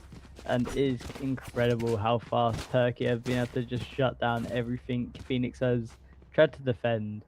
And it's just been a complete slammer so far from Turkey. I mean, them putting pressure onto the Yaman and like forcing that up, getting it taken out of the game. Probably gonna see it again, hopefully. Like, just forcing that out is very helpful. Yeah, 100%. I think it's perfectly exactly what you need to do here. We do see them holding a long line, but Yaman gets a nice pick with a 9, finishes them off. Down goes Yaman, so that's 2 down for the side of Turkey already. It's looking a bit dire very early on for the side of Turkey here. Phoenix gradually making their move at last. Throws out the blind, does catch somebody. Down goes the smoke as well for the folks for the near site. Natsu finds another hit. Knives go down, but unfortunately they get taken down. It's even Carlos got to take down their own teammate. They're not looking good as In does find a nice pick with the Sheriff. One left. It's completely fine. 1-5 now.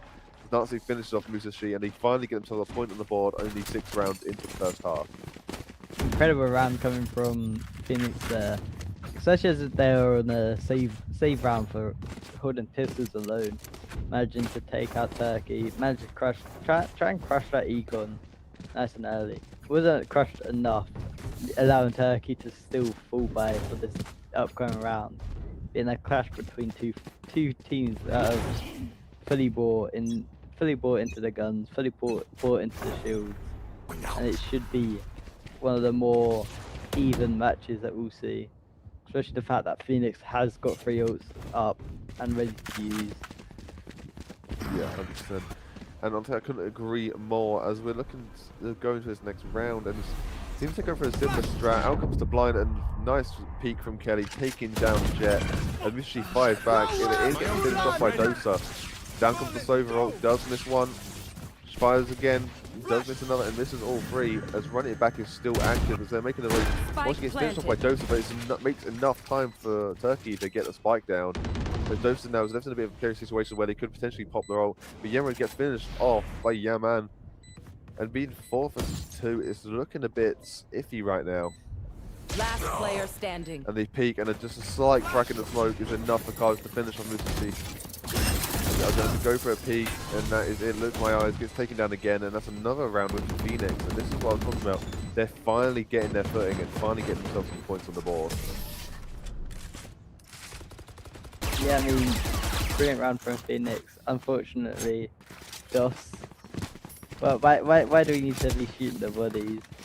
You're like, out of all people, the one at the bottom of the board is the one that's shooting the bodies. Unfortunately, we do not love to see that, but like, it is what it is. You managed It's Valorant. What do you expect? It's Valorant. It's Valorant players. It's Valorant. You can't really expect better behavior from them, and we can't really stop them from doing it because it's just how they act. It's who they are. Yes, certainly, but as we're moving in, it seems that they've gone for a bit of a different attack strat here with Kelly no longer in the little pocket corner from the side of the entryway, which I think is fine, but all the smokes go out, blinds coming out, all the smokes are going, and it seems they go for a very early spike, and Dosa and Kelly are making a very rapid push onto In, and they do find In with going for a 1-for-1 trade. Well, not even 1-for-1, sorry, just 0-for-1, and nice opening hit. Okay, down comes the Visol. Drawing a point, does drop. Oh, a nice wallbang catching him. Look at my eyes, gets taken down by Natsu, and Kelly finishes off Musashi. Cover going out. Made it 2 versus 5. It's looking a bit precarious right now. Oh, a nice pick from Femin to take finish off Carlos. Last player standing. Down goes the okay, misses 1, misses 2, and misses all 3 as Dosa runs them down, getting a triple, and getting another point on the board. I mean, brilliant round for Phoenix. They're being able to bring this game back from the grave. I mean, they have used their ults so well, and like using it one at a time to secure each round, and just making sure that they're not using them all on one round for just like a one domination, but they've spread it out, winning round like 3 rounds in a row using a Phoenix ult, Jet ult, Sova ult, and Visor spread across those rounds to make sure they're secure on the rounds, make sure that Turkey haven't been able to do much throughout these past couple of rounds, and shutting down in very early, like more or less in all 3 rounds. Oh my, nice double kill from Natsu, a nice triple kill from Natsu, taking down 3 members of Turkey, and they do get traded back. But Yanan finishes off another, but Intno gets 2 with the Sheriff. Oh, but landing straight onto the grenade, and there's not much they can do. Trapped in the corner, and that's a nice pick from Dosa. And with the scores basically all evened up, winning 4 rounds in a row for Phoenix. Yeah, I mean, beautiful play by Natsu there. Sitting just outside of market. We do have a timeout coming from Turkey. Not surprised, they've just lost 4 rounds in a row. I would also be calling a timeout if I could, because that is devastating to have happen. Especially with the collat happening and the triple kill coming out from Natsu. It was beautifully played in almost managing to drag the round back from the graves, from the underworld, with the sheriff, finding the 2 pick, but then unfortunately was taken out by the Phoenix money. He thought it was safe. I thought it was safe at that corner, but he was not, because it was like it looked for a second where he was like not taking any damage whatsoever, and then the damage started piling on, and it took him out. Yeah, couldn't survive it, and it was just unfortunate position. But he's starting to see that they need to slow things down a little bit, as Phoenix are starting to punish these very aggressive pushes and adapting incredibly well, as they've already evened up the score after a nasty lead getting built up. But it does make you think, what's the game plan now for Turkey? As this pause has obviously come out from them, they want them to take a moment to think and recuperate themselves as they're going into the... We're rapidly approaching the end of the first half.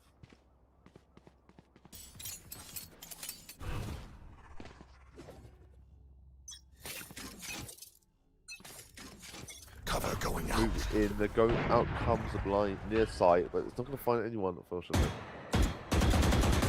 They're trying to get an early wall bang. Jet here isn't finding anything though, which is unfortunate. Does waste a dash. And it seems they've taken my words to heart, as they are going for a much slower push this time round.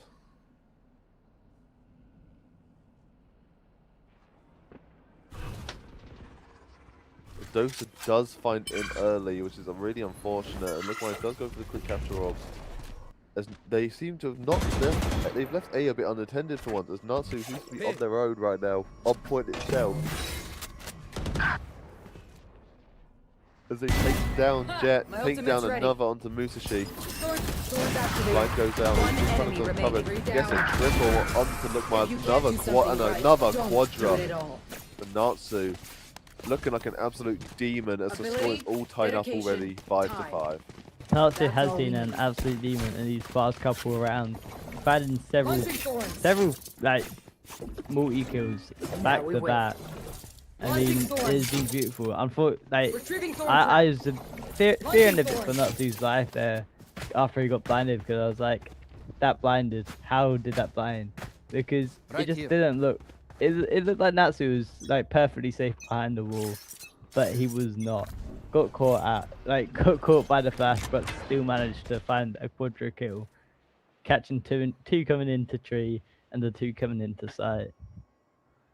We'd love to see it. We'd love to see it.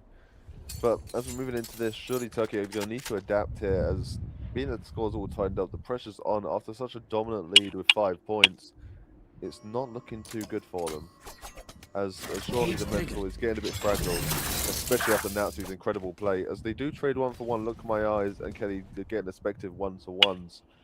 And as we're moving on, they're wanting to push the A side, but Doso is there ready and waiting, but is not quite sure, isn't able to safely peek. Look My Eyes getting ready for it. Goes to peek Musashi, but Diamond finds a nice kill in.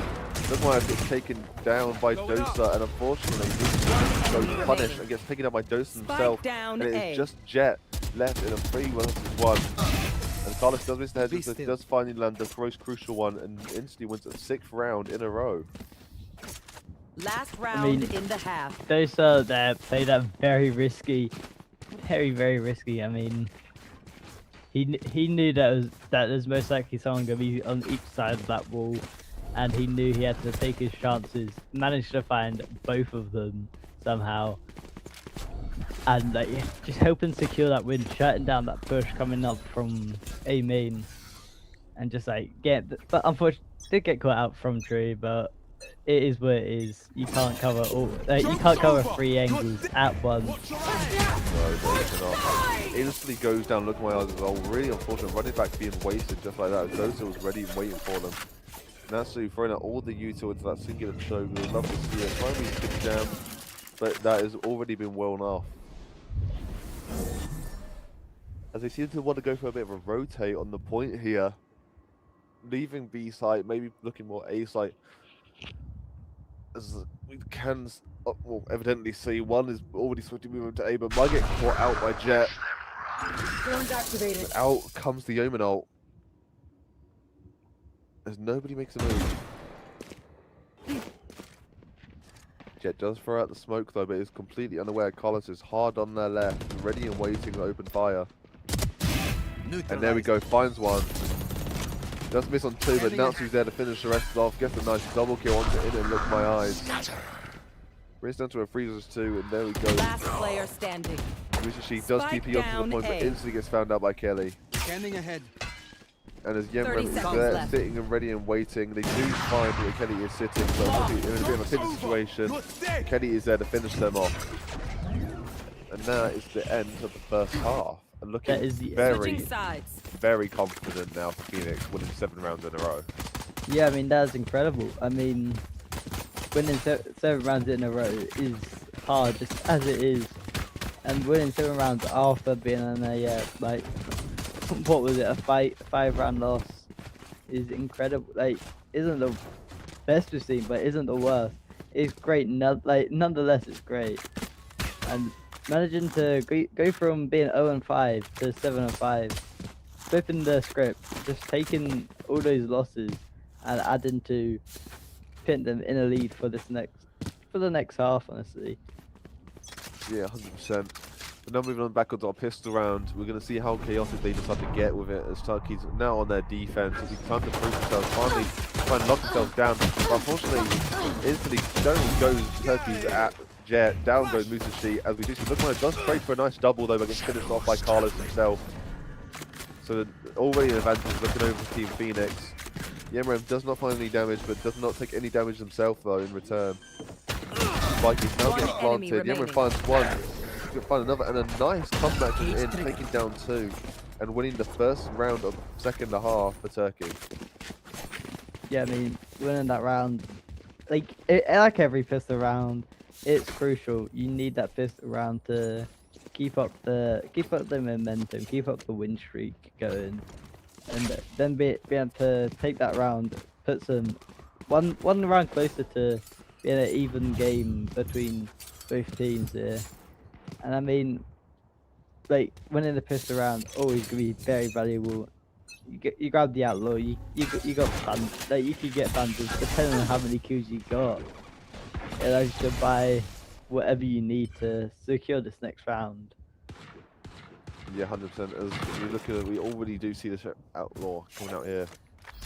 As they're trying to go for a very odd form of attack here, as Natsu's taking their sweet time, sitting with a bandit ready and waiting. As they're evidently going to want to try and get some more points on the board, as they don't want to allow Turkey to make a comeback early on. As Jet's trying to go for an awkward peek here with the outlaw. Decides to unpeek last second though. As he's Phoenix, they're going for a much more cautious form of attack this time round, making it very, very slow. No one's been picked off, no one's been found out, and nobody's made their way to a point yet.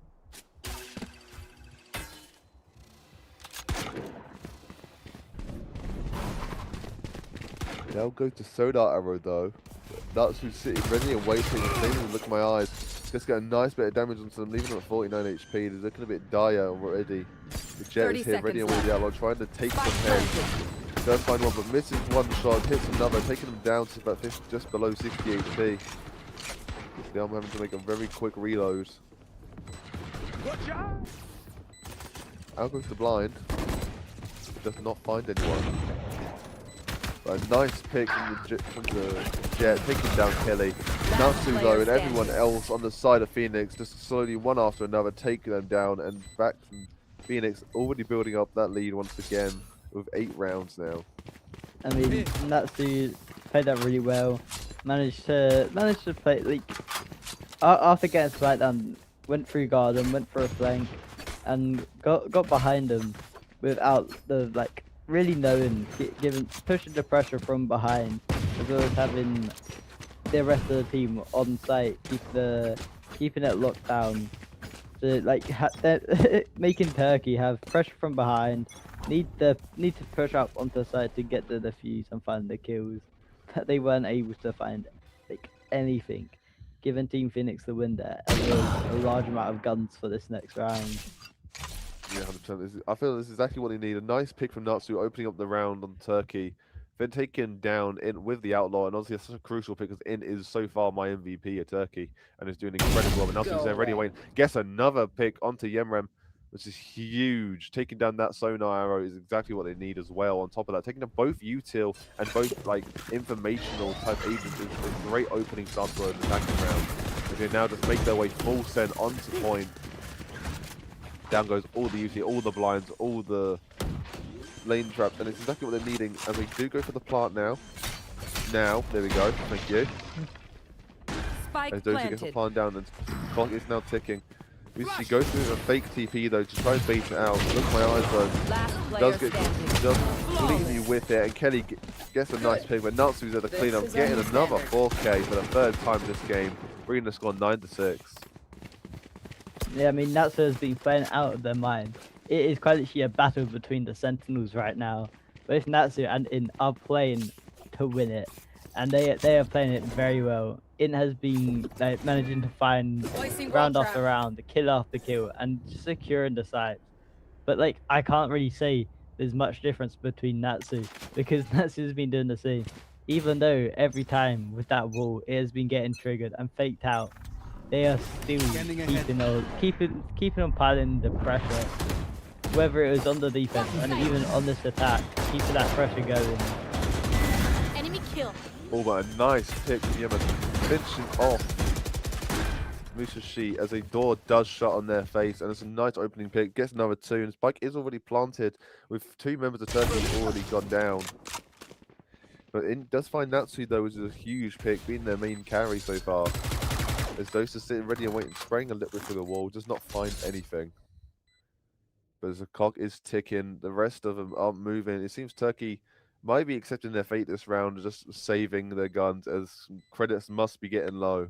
And honestly, I think that's a very sensible play. I mean, it is the best, very sensible and the best play they could do, especially when they're sitting on Outlaw. They need to keep this money. They need to like make sure they are not losing any value here. And the fact that Phoenix have been able to keep these guns alive. Ooh, 1, 2. Okay, cheeky little double kill. And I do apologize. I do apologize for the cast because, as I'm saying, they were able to keep the guns alive until that last second, losing 2 of the guns. Like managing to keep several guns alive throughout.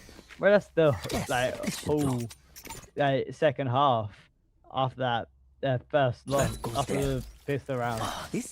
Managing to keep all of those guns up, allowing them to continuously stack and save credits for future rounds if they were to possibly use them with them. Yeah, 100%, but instantly goes and finds 1, finds 2 already into this next round, and it's looking very dire for Turkey. The lead getting too big. Control. Yemen gets a nice pick to look in my eyes, making it down to 3 kills already. And there's no one Phoenix looking a bit dire as Yemen gets another pick with the shorty. And being down to 4 versus 1 is not looking good for In here. Thorns activated.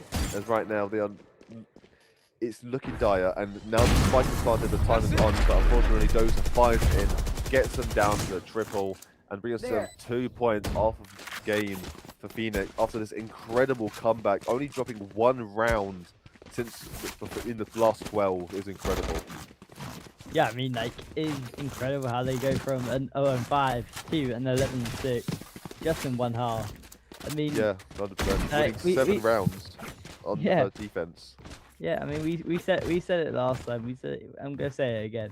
It is just the difference between attack and defense, and like it seems Phoenix they may have lost a couple in the start, but they were like Get out of my just way. analyzing and understanding how Turkey like to play, and then they've taken that and adapted around their own gameplay, game style, how they like to play the game. And just taking like round after round, and just playing around how they play. Yeah, I think it's very sensible, but we do see them instantly going in with the knives. Oh, they're out and ready, but once it gets picked off immediately out the sky. Down goes running it back from Look My Eyes. It takes down Dosa, so it looks like this is finally their round to fire back. Down goes the blind. Carlos does find Look My Eyes, but instantly gets taken down. Kelly finishes off Look My Eyes, run it back close. Shadows traveling. But it's not looking good. Being put in as 2v5, it's not exactly where they went to go.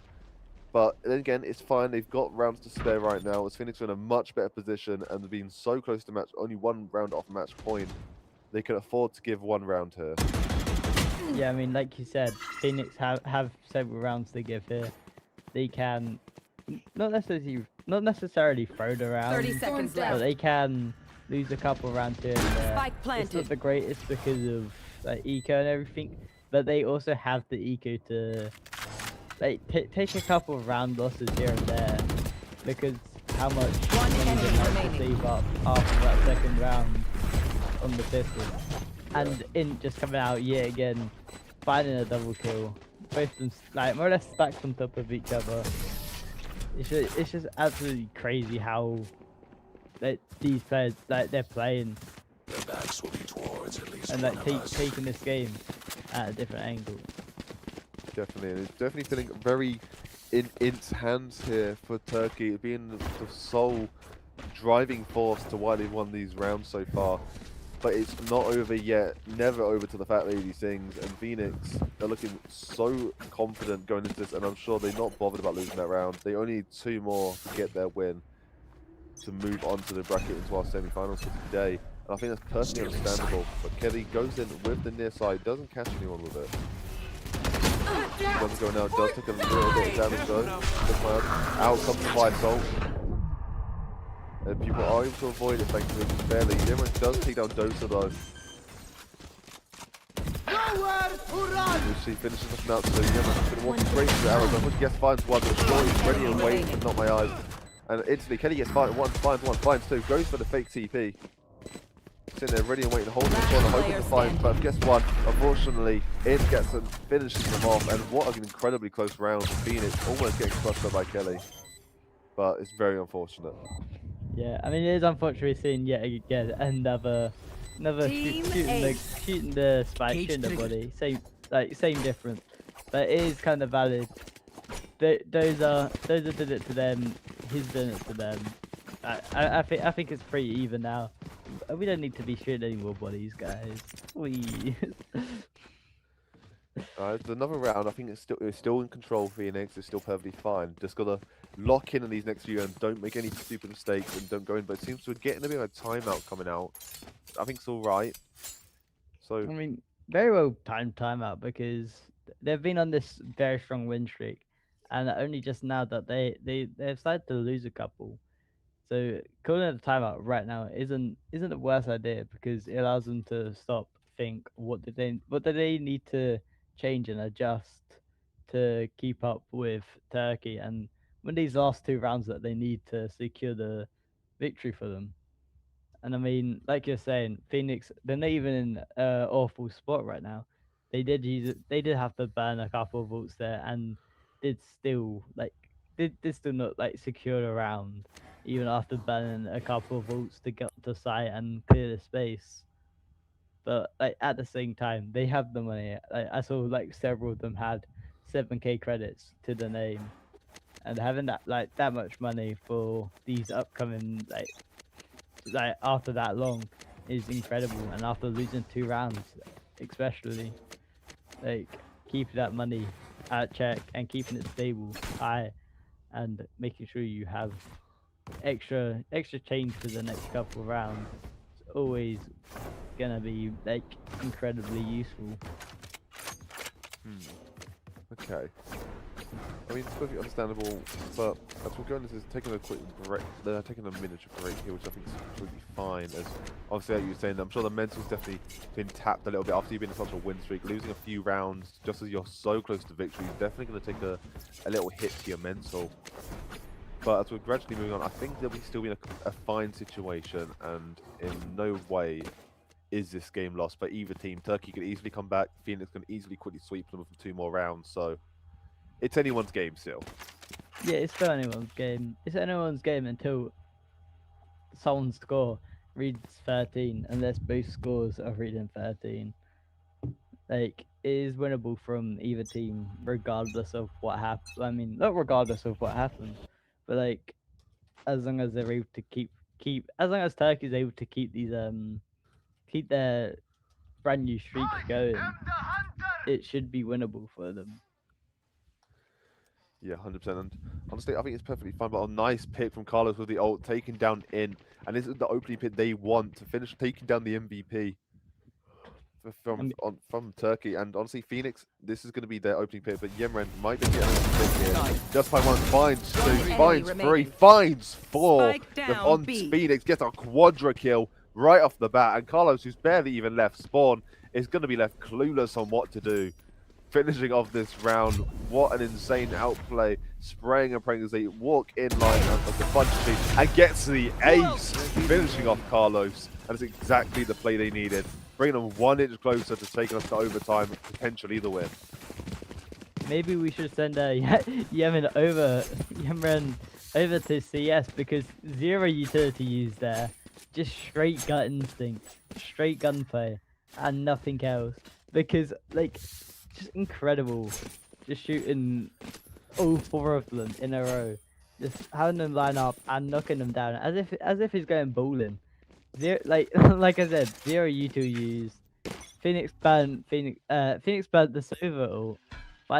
Managed to find a pick, managed to find some damage, but getting that one pick doesn't matter if like Yemen just wiping the rest of your team as well as you. Yeah, it does put you in a bit of a precarious decision as where to move on from this game. And honestly, right now, the situation they're in isn't dreadful, but it certainly could be better. I mean, you're not wrong there. It can always be better, it can always be worse, no matter what happens. Yeah, for sure, for sure. But as we're going in, that time is ticking already. Phoenix are taking their sweet time this time around, and they do not want to get swept and aced by Yemren once again, as that's going to look very bad for them. But all we need is a nice pick, a few early picks, just like they did, but hopefully don't walk must in a wait a straight moment. line against They found my wire. Vandal.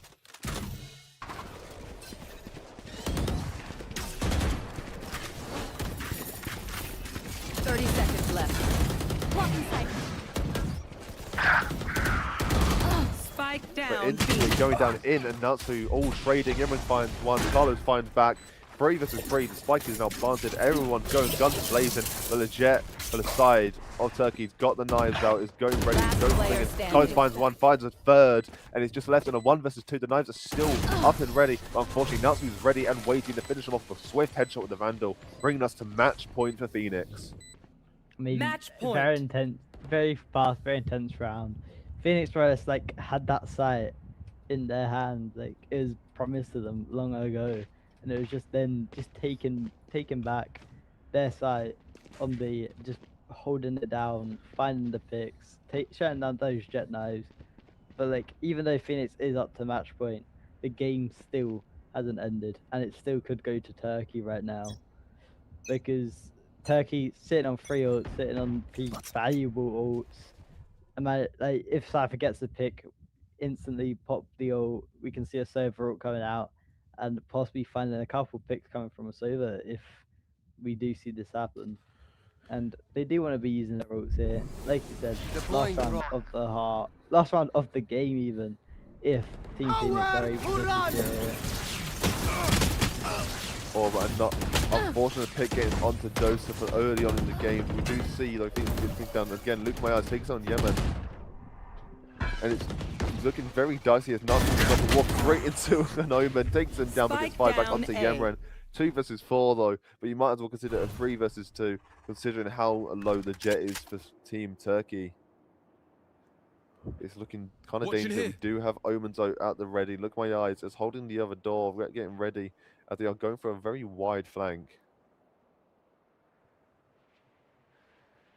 So everything is quieting down though. 30 seconds left on the clock, and it seems like they are going to have to try and recover the spike though from next to A.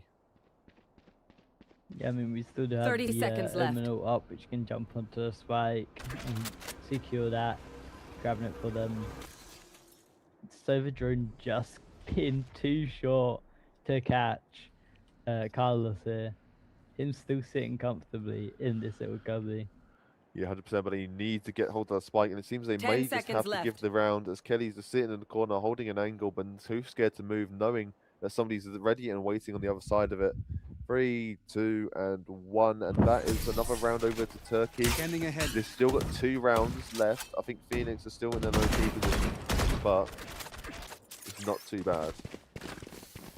I mean, they're in a great position, but Turkey have managed to drag this back 2 rounds off of making it into a match point, and it could go absolutely wild from here. I mean, best bet for Turkey might just be to fully send it and just go all out, full buy, and try and secure this last round that they need to secure to win the round. Because they've got ults up, they've got the money to spend.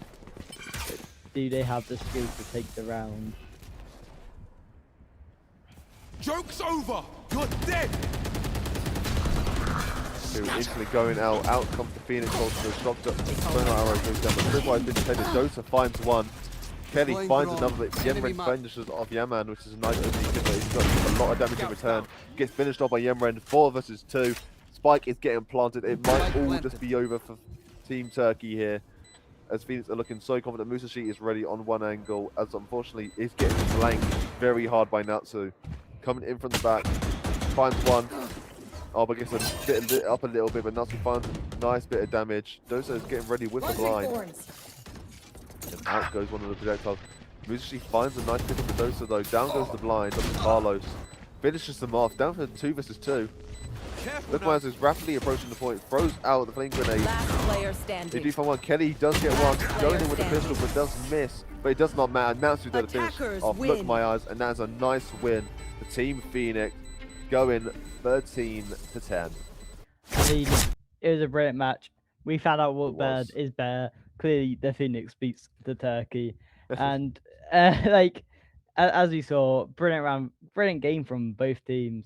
It did seem Turkey had the game in their hands in that first half of the first set of the rounds, but then Yeah, 100%. like Team Phoenix, they rise from the ashes, and they were able to take it back more or less. Yeah, Like, that was a really post it nice recovery. instantly. It was a brilliant recovery, probably like one of the best I've seen today. And like we see him just bring it back from the death of the team at the start, bringing it back, taking the win as it is.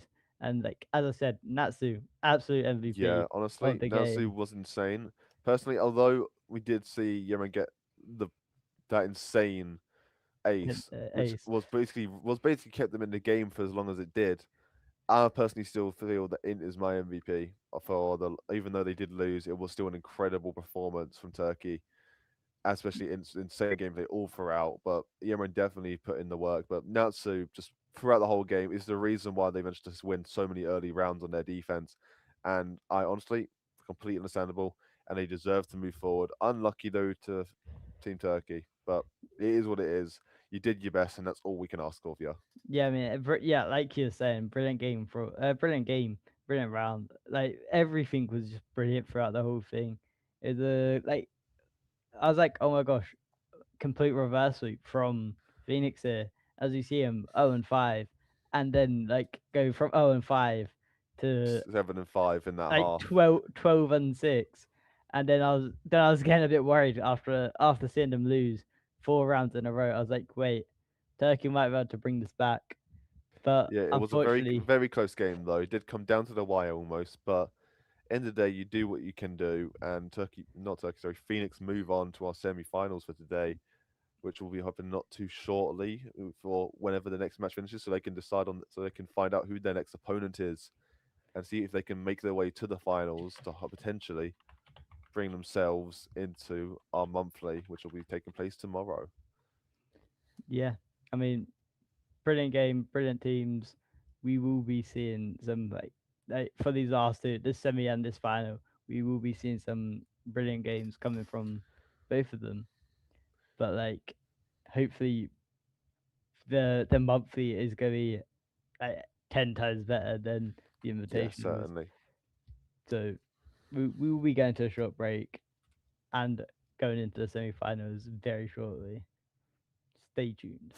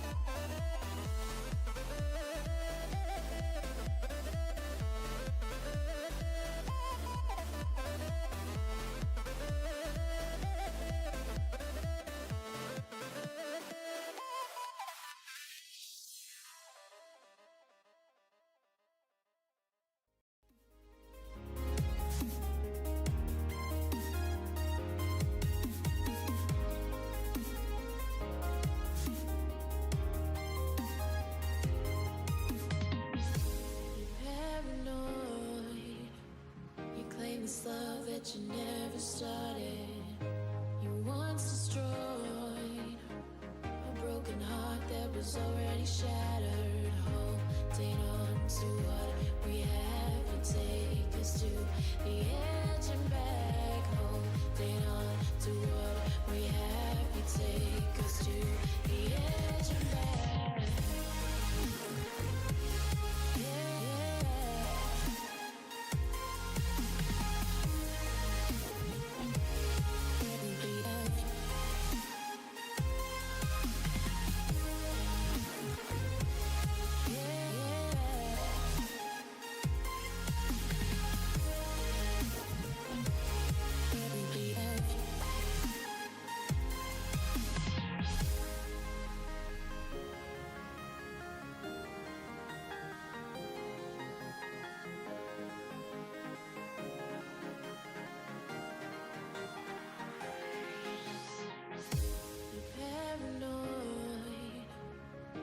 This love that you never started.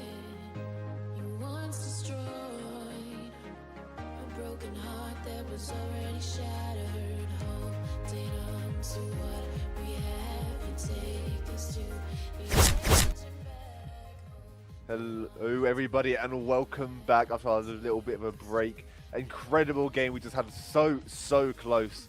But an amazing game coming out from Turkey and Phoenix, with Phoenix taking the win and moving on to the semi-finals, which will be coming very shortly. How are we feeling going into the semis now, CJ, after such bangers back-to-back games? We are feeling good, and we are doing good. We're feeling and we are doing good. I mean, we are.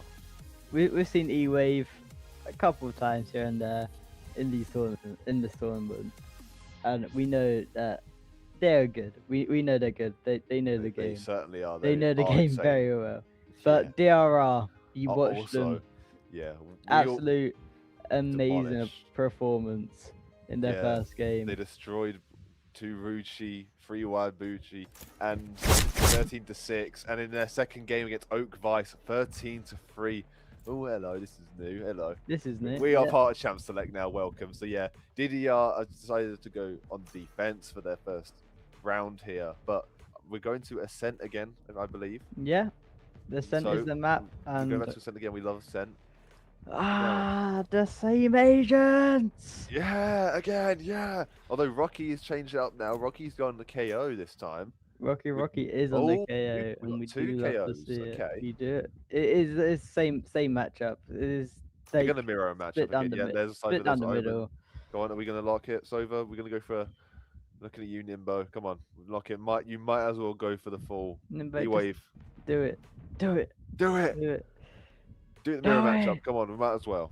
Don't Just ruin this. do Don't ruin it. the symmetry. Well, it's not symmetrical at all. Everything's messed up, but beside the What point. do you mean? It's more or less. It's same agents. We see these agents every time. Yes, we do. What's happening with the defenders? Defenders are getting a bit excited The over there. defenders. And So are the the- attackers. So Oh, are my the God. attackers. Everyone's getting a bit excited, and we do see Nimbo has decided to lock this over, so we are going full-on mirror matchup here, which we love to see. And now, things we can't even talk about now, which agents have advantages over who, as we've got a perfect mirror going. It is. So a it perfect all mirror. comes down to the teams themselves, and we both know that both the teams are exceptional. They performed exceptionally well today. I will say E-Wave has definitely had some harder games, from being 14-12 in their first game and then 13-11 in their second. So definitely not as clear stomps as it has been for DRR. Then again, maybe they just had tougher opponents. That could just be the case, but then again, either way, they're both here in the semi-finals. They're both fighting for a spot as both finalists out of today do get themselves a place in our monthly tomorrow. So either way, it does not matter whether they win the finals itself. It's just getting to the finals is the most important part. Yeah, I mean, just so we don't just to stop us from boring you about the Exactly. agents and what they have picked. The only agent that we can really speak about that we haven't seen today is KO. Brilliant champ, especially on Ascent. We love to see a KO every now and then. The lineups are so crucial, especially with the grenade and the double. Every part of the kit can be a nice lineup. But then it all comes down to how well can you use it. And pistol rounds, once again, the pistol rounds are so quiet today. Whereas in the last time we were here, very, very all over the place, extremely high action levels for the first round of the match. And both teams are very split with 3-2 on B, A, and B, which makes sense. You want to go each bit, but it seems Senor is getting the first pick on the Spling. Nice early pick from E-Wave, but as Jekyll instantly finds it for the DDR, taking it back, taking down the Omen. And all the teams are even up. They're both going for a full attack onto B side, and Jekyll is sitting there ready, waiting to smoke. The Senor has taken their way onto the stairs along with CB. Unfortunately, Joshi and Rocky are able to get a nice early pick. Jekyll gets another pick onto Senor themselves. Is picking down free. It's just being left for Nimbo, just 57 HP. He can take down, taking those, trying to get off wherever you can. But only Jakey there finishing off, gets a nice triple kill to finish off round 1 of Game 3 today. Yeah, I mean, like you said, every pistol round we've had so far, it's been quiet. Like, it's been incredibly quiet. But like, I mean, DRR managed to absolutely just stomp there after the attempt of an entry from E-Wave. It was just absolutely stomp. We had a nice trade at the start, and then it just seemed to have like flipped onto the side of DRR. Yeah, 100%. A nice opening round coming out for them. This is what you want to see when it comes to defense. You want to get as many rounds as possible on defense. Both these teams seem very confident in their attack. The outcome of the Outlaw does miss him quickly, but Rocky gets a nice to take on Still. Z-Leaf and Fabby instantly go down, but Senior fights back with 2. Taking on Johto and Rocky himself, but a nice shock dart finishes off Senior. Brings us down to a 3 versus 2 already, as DR are going to be wanting to move. Looking like they wanted the A site to defend A, but no one on E-Wave has the spike, as it got dropped and nobody was able to recover it beforehand. Obviously, the Shinto is aware of Joshi's location, and it seems they're going to want to back up, reload the Outlaw. You want to make sure you have both bullets in the magazine ready, as both Enemy remaining. and we do find a nice pick with the Spectre, and Jakey finishes off Nimbo for a nice win for round 2. And it's looking very confident for DRR going into this game. Yeah, I mean, I had belief in E-Wave could have taken that, because yes, they may have been on the lower like they were on the lower hand. They were at a worse angle for that round, because they did lose the previous round, and the DRR did have the gun advantage. But like, I did have hope in them at the end there, when they were managed to find two very crucial guns. Like, if they had the spike, it might have gone differently, but it doesn't matter what could have happened. All that matters is what has happened. DRR did manage to take that last round. there. Yeah. And Going through a bit of a quick pause here to correct a minor issue on someone's end, so it's perfectly fine. Just a quick break though. So far in these 2 rounds, obviously you've been looking very DRR sided. They're looking very confident. Gunplay is amazing, but I wouldn't count E-Wave out just yet, as they're looking very good so far.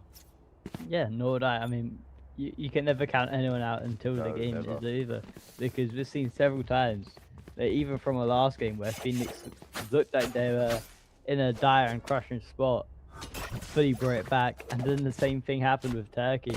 How we saw they were in a very dire crushing spot, and they managed to almost bring it back. So like, it's only been 2 rounds that aren't going to tell a story. Like, 2 books don't tell a story. It only tells a fragment of the game. So we still have a lot left to see and uncover from what these players are capable of doing. Yeah, we've got plenty of time going into this, and now finally we're back underway for the 3rd round. As E-Wave seems to be going for a very fast approach here, but Senior instantly picks off Joshi with a nice opening pick for E-Wave. They're making their way rapidly, but unfortunately Spling is there, takes down both Sea-Leaf and Shinto with the Guardian, both getting headshots right out the gate. Unfortunately, both players are coming and finishing off for the choke, coming off onto B. And unfortunately, they're going to want to move back, because Senior is sitting there ready and waiting. Spling though, looking fight badly, nice headshot, and he gets a triple and a quadra kill for Spling, and he gets finished off by Rocky onto Nimbo, and that's a very convincing 3rd round win. Yeah, I mean, DRR have been absolutely slaughtering through these rounds. I am surprised that Jato decided to keep the Spectre instead of picking up one of the guns that E-Wave had. He did just get rid of it for a Phantom, which I do not blame him. He's running a Spectre this late into the game, isn't surprising, but it's quite panicking, especially when you're 3 wins up. And Yeah, like, I mean, certainly. Spling, Was traveling. Jakey, absolute popping off like here. It was Spling catching 4 of them, holding like fully securing that side, managing to find the spike in Watching market here. and just lock down everything else, stopping Eway from being able to do much. Yeah, definitely. As Senior slowly making their Watching way here. to B site, single-handedly, one-on-one, more or less, with Spling, but he's not going to be able to find much. Both are just holding a single angle. Joshi does try and find their luck with the Outlaw, does miss, unfortunately, on the Fabzy as they're keeping hold of this choke, not allowing the push. And we do see the Owl drone coming out from E-Way on the A. That's a nice shot dart and a grenade. It takes a huge amount of damage on the Fabzy, even at 40 HP. That's a big, serious situation for them. As damage is flying out from Joshi. Doesn't miss. Unfortunately, Shinto doesn't have any armor, nor does he have no one on the E-Wave or, but Deploying such a drone. quick fade away Enemy from mark. Jakey, finishing off Nimbo. That's a very nice opening take the start of the round. Shinto does find with multiple sitting, but Rocky finds one. Is moving on, but not holding the right angle, but looks to the right. Fabzy is able to pick him up, but Rocky's there to One back him enemy up. Seeley remaining. gets one. Rocky finds a third on the Seeley. And unfortunately, Senior makes the wrong decision, and Joshi finds them with a nice outlaw shot into the back. This is looking very convincing so far for DRL, but after our last round game, we did see how a 5-0 lead, or in this case a 4-0 lead, does mean nothing, as you can easily come back. Yeah, I mean, 100%. I mean, this will yet again be another very difficult game for E-Wave because they've played 2 games, very difficult games, where they've more or less tied up with their opposing team, the opposing team, and we would like. The question is, we are unaware of how those games like fully played out. We don't know if they like the games that they played were like really tight and like throughout the whole thing, or if it was like complete reverse sweep. And like E-Wave might be able to reverse sweep it, the same thing Phoenix did. And I don't even they might be surprised if they manage to bring back the wave and just win the game. Yeah, 100%. We do see Seeley wanted to pop this timeout, get a quick mental reset as they're going, obviously they're 4-0 down now, losing 4 bad rounds back to back. It's not exactly what you want to see. As we're going into this, timeout is finishing, round's going to continue. And E-Wave are going to have to try and make a bit of a comeback, just as we saw in the last game with Phoenix against Turkey. Spling getting ready to set at that point. Spling is a bit of a monster at this point. That single-handedly can hold down B, and even when they do lose the gunfight, the team's ready to back them up. Yeah, I mean, they have been like stacking each other up and getting their refresh whenever needed. Joshi. The Aldron is there already waiting. Does miss, and the recon bolt does get put onto Joshi, so they have to be forced to back out, just in case they get caught out again. Shinto is getting really in position. Down goes the blind. We do see turn the blind off one of the rotates for the defenders. As it's looking like they're going to want to go for a bit of a long rotate, as they're not going to be able to find much, even though Shinto has taken a nasty bit of damage, being down to half health. The team's so split. We've got 2 looking at A, we've got 2 looking at B. Somebody's have to go all the way back around for the spike, and it seems they're going to want to go for a bit of an A push this time around.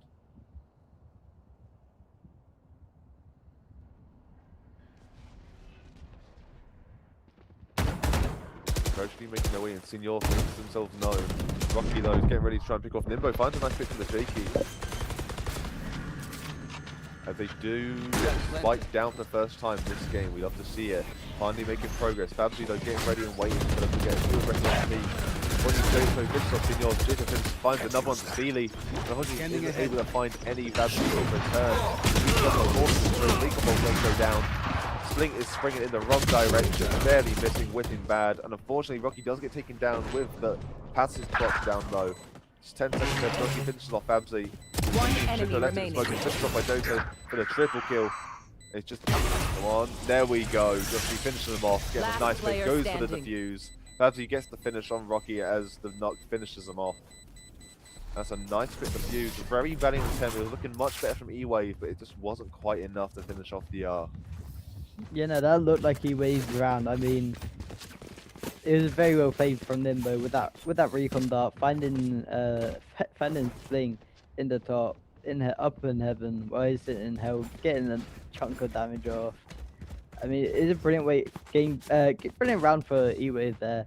They almost had it for them, and even though they didn't manage to take the air game, the round, they still did a lot of damage to DRR's ego, and boosted their ego like higher up. Ooh. Instantly going in, Joshy takes down C Leaf and Nimbo fires back on the Rocky, going 1-for-1. Senior does find Joshy, which is a nice opening pick. Spling is sitting there ready with the op. The other E-Wave are making a very fast rotate round to A, along with Senior, who's going to leave the B push now. Nowhere to run! And out comes Soverall from I believe, E-Wave. Does get a nice bit of damage onto the I know exactly where you are. Spling though finds a nice pick on the Babsy with the arm, exactly what they're looking for here. Obviously the spike is down, and the nice pick on the from Jetsu, finishing off Info, and down comes the other Soverall from the opposing side. E-Wave firing back, goes finds JT, gets a huge amount of damage, finds a double with Spling, and having to use Jetsu having the TP out onto the spike, onto the fuse, but unfortunately they know they're there, and finally they get themselves a point on the board in the 6th round of the game. Nimbo, the Sova ult was wild. 2 kills, that's right the most there. I've seen in a year. Finding a double kill, yeah, with that ult was absolutely crazy.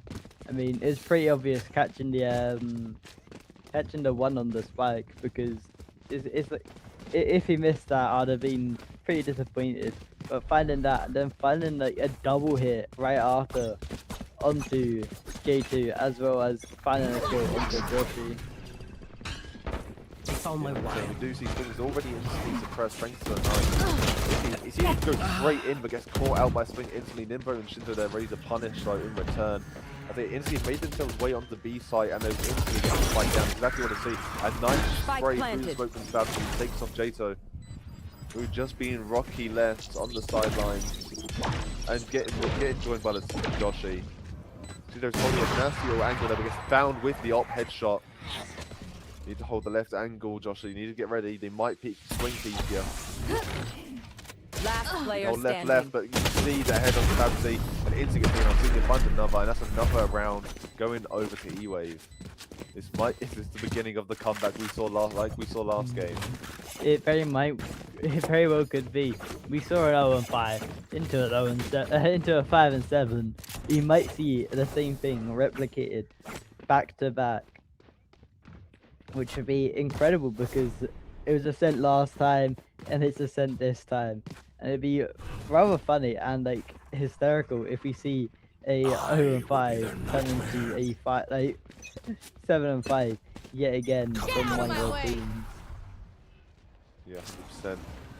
And out comes the Owl drone from E-Wave. Down goes the knife. Unfortunately does miss Jetto just barely, as they now do go for the smoke. Okay. Down goes the ult from Babsy. Unfortunately, does get counted out with no value found. When Jato instantly runs in, finds one, but unfortunately gets Cohen. CD gets two. Instantly gets taken down again. They can find one, finds two, and Nimbo's there to finish them off. And what a very fast-paced round. And getting the heavy punish from E-Wave is what you like to see. And winning 3 rounds in a row now, they are slowly coming back. But Jato's decided to pop a timeout, as no doubt this is definitely going to hit them a little bit hard. I mean, this seems like the exact same thing we saw last game, other than the timeout happened on round 4. So maybe calling this timeout earlier might just change it for them. Yeah, definitely. This might just be what they need to get themselves through it. But honestly, I think they're doing perfectly fine as it is right now.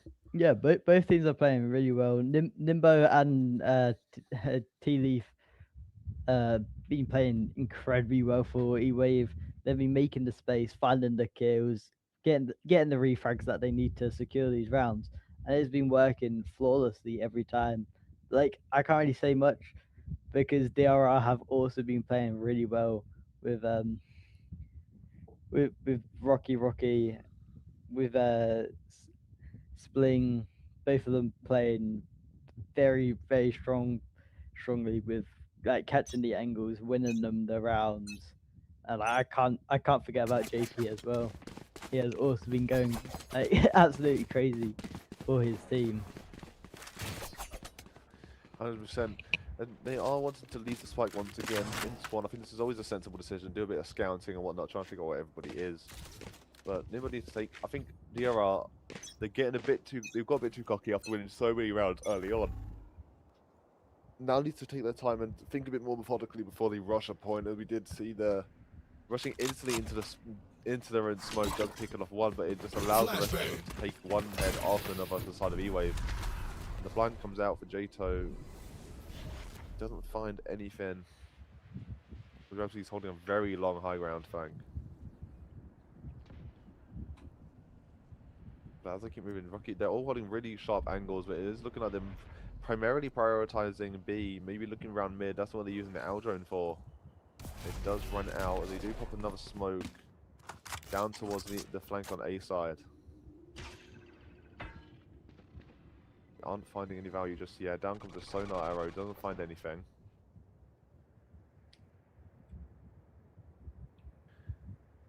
As life keeps on moving. Senor still sitting in the corner. Down goes Big Drone. Doesn't check the left corner for some reason. Which I think is a bit of a fumble, and they now have no idea that Senor is there. Really holding the knife. 30 seconds left. Thankfully. Was thinking about it. Still no movement from E-Wave trying to push this point. Walks through the trap. Senor gonna come out. No, unfortunately, Senor actually wins the gunfight. Info and C-Leave also get 1 and 2 onto A side. They make a very quick push, only losing 1 for 3. So very confident, very good looking push. Dojaki's there, finds Senor on the flank, brings us down to a 3 versus 2. Here. So we do see Nimbo goes very low, goes out sonar. They are to find everyone. Joshy finds 2 through the floor, and it is just 1-on-1 left. They do get shot down, but Jinto Joshy flies over Jake's head and behind Jinto for the 4K, and actually get themselves a win after 3 rounds. And bringing themselves a bit closer to victory.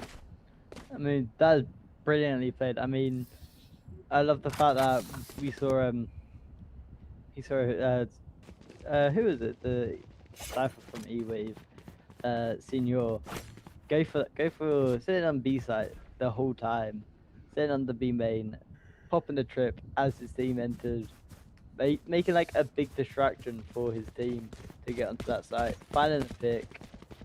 Unfortunately, not finding Jakey, getting caught out by Jakey, and then that kind of cost them the round because Jakey had the silver dart, managed to get the intel of both players in hell and popping them both through the floor, and then nothing much KO could have done, getting hints from both angles. So, but Splink gets a nice opening pick onto Nimbo, which is exactly what needed. Taking away that intel for their attack, for E-Wave's attack, is so crucial. Just putting a nice tight angle though for mid push. It seems they're going to abandon their push on B, losing their Sova so early on. Down goes the Sova dart, but does not find anyone, as everyone and their family in mid is in the mid. And Joshy finds a nice pick on the senior. Another crucial pick. Moving on. Being down 3 to 5, the odds aren't looking great, but then again, DRR were able to come back from a 2 to 4. Double up, I think 4-5. J2 though gets caught out with their pants down, throwing down the smoke. One enemy remaining. Joshy there to catch C-Leaf, and Fabzy gets finished taking out Rocky. Finishing off Shinto as well. Again, another convincing win for DRR, 7 to 3. We've only got 2 rounds left of the half, and if E-Wave can't get these next few, it's going to make their second half very precarious. Yeah, I mean, DRR have been playing this really well. They have been just securing these sites, using like everything that they have to keep themselves afloat and not lose that lead that they have managed to secure themselves. Because losing that lead could be losing the game. And just them be able to keep the lead, keep it going, keep up the pressure constantly is incredible.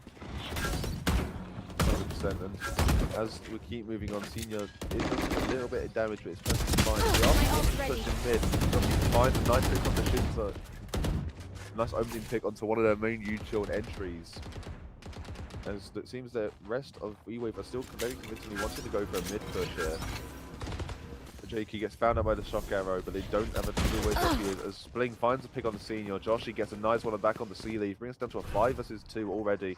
Fabsy's getting so far back, throws out a smoke, he's trying that out. Nimbo trying to escape. Decides to go for a bit of an angle, does find Joshi through the smoke, is able to get 2. Shock arrow comes out. He's just trying to get rid of the wallbang, but not a lot of damage coming out from the grenade. Leaving them on 7 HP, so a singular bullet will take them down. One enemy standing. And there it is, Rocky Spike takes out down, mid. Nimbo. A bit of damage comes out, trading from across the lane, but unfortunately Fabsy isn't quite close to get enough damage. 20 HP left, as he's sitting on the round corner, gets caught up by Sling. That's another round win over to the DRR, being 8-3. We have now one left Last round before the for switch. this half. Yeah, I mean, E-Wave just got This goes absolutely here. slammed. Yeah, again. I mean, it's so unfortunate. These KNIs coming from Rocky, not knives, nades coming from Rocky, have been so valuable. They even not only just like keeping like I'll find their E-Wave cipher. pushed out and keeping them back from the side, or like chokeholds, but also catching people sitting in little corners, just as we saw Nimbo getting caught by the nade, taking chunks of damage. Honestly, surprised he didn't even fall there. Just making Fabrizi like have to either push or like he had to do something because he didn't have it all up to like steal the spike from underneath Nimbo. And it was kind of a you've either got to push out and try to get a kill here, or you've got to just like save your gun. And this second game, like second to last round, you don't really want to be like holding back and saving this last gun. Just want to be going like trying to go all out and try to take the win and get the kills. You 100%. Honestly, it comes to this point where I can understand why they're having a little pause here, as no doubt E-Wave are starting to feel the pressure. And in reality, it all comes down to these next few rounds. If they can take this round, there's a little bit more hope. But being at such a round disadvantage, we've been saying this the last couple of games, when you have such a disadvantage, it makes the game 10 times harder, infinitely harder. Especially if DRR can get 9 rounds under their belt within the first half. We know they only need to win 4 out of the next 12, which realistically is not a good position for E-Wave. No, it's not. I mean, they're not in a good position as it is because they're like almost 6 rounds down, if like 5 rounds down, especially at this kind of angle of the half.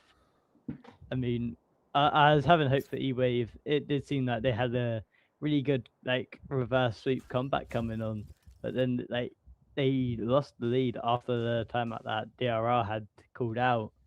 As soon as they called that timeout, they managed to grab back the lead that they had and continue like walking off with it. Yeah, 100%. Sometimes all you need is a very quick minor reset, and that will carry you to victory so easily. It'd be interesting to see where they go from here. Yeah, I mean, it like really would, because it'd be nice to see like what they're gonna do, where like what kind of attack are they planning. Yeah, that's the main thing that's got me interested in here is what are they got? Like obviously, I mean, realistically, all they want to do is just pop all their ults, try and get as much damage as they can off, and hopefully find a bit of value as we finally get in the round going here. Final round of the first half. But precarious and out of all the value. It seems they're going for a full out attack instantly onto a full rush, going straight for the spike plant, which is really uncharacteristic. Normally they're so much Spike slower, planted. taking down the tripwire. Blink is looking for the Tiger and Spike is down and having such an aggressive push so quickly, but Sensor gets 1, gets 2, Blink gets 3rd onto Shinzo. They're already down to a 5 versus 2. It's an amazing entry. It's not looking dire, it's very dire. Both attacks left are off the point. Down comes the out of Sova. He doesn't find anything, but it pushes enough damage off One point. enemy Nimbo does remaining. find 2. Spring does find another, but that's it. They could not do anything against Yoshi, who's defusing. Bringing the score 9-3 in the first half. Looking Switching very sides. favoured for DRR in this game. I mean, yeah, what can I say? E-Wave had a very good push going. They managed to get the spike planted, but like as soon as they got onto the site, as soon as they got that spike planted, they dropped the lead they had in that situation. I mean, not much they could have done there. DRR had several ults up. They had Decay ult, they had Silver ult, they had Cypher ult, all coming out, finding out where they are, stopping them from able to use abilities, and just fully shutting down E-Wave and like whatever they had already pushing up. So just absolute reverse, like Take flight. no reverse sweep, but like a absolute like retake coming from DRR on that final round. Definitely. But now DRR are on their attack, and we know DRR love their attacking phases. Sling finds Eyes one. down. Doesn't quite see Leaf and doesn't get taken down in return. So going 1v1 is fine. Shinto does find Jake, Spike Rocky, down does get A. instantly taken down by Jake himself. Joshi pushing the high ground. The Spike gets taken back on the point. Nimbo is slowly on the push out. Try and peek, but the Spike spike planted. does go down very quickly. 3 for 3. Goes on the One sonar. enemy They basically remaining. know everyone is, but Sea Leaf and Nimbo both find one. Nimbo finds a second, and that is it. And a nice quick defense, first pistol defense round for E-Wave. Thanks. Yeah, I mean, no, very strong round from E-Wave. Very strong retake that they had there. Very like back and forth. It seemed like a very back and forth at the start with just trade after trade. Then E-Wave just got onto site, took it back, and now they have more of a lead on this defense. As we see with them buying several guns, Outlaw, Spectre, Bulldog, all great guns as it is. And Nimbo honestly saving the money here, which isn't a bad idea. Because saving the No, money not and at all. taking a Vandal for this, but like going to save for a Vandal for this like last round might actually work out for them. Yeah, I agree. I think it's a perfect idea. But again, instantly, this is nice double kill with the Stinger. Chansey player gets a pick with the standing. Bulldog. Another pick Spike with down the triple A. kill with the Stinger. And being one left on point, it's going to be a quadra kill. No, having the back help, but they all know where Rocky is, and all they have to do is pinch him down. Long. And there we go, another pick, a nice pick from Senior, and that's another quick fight win for E-Wave.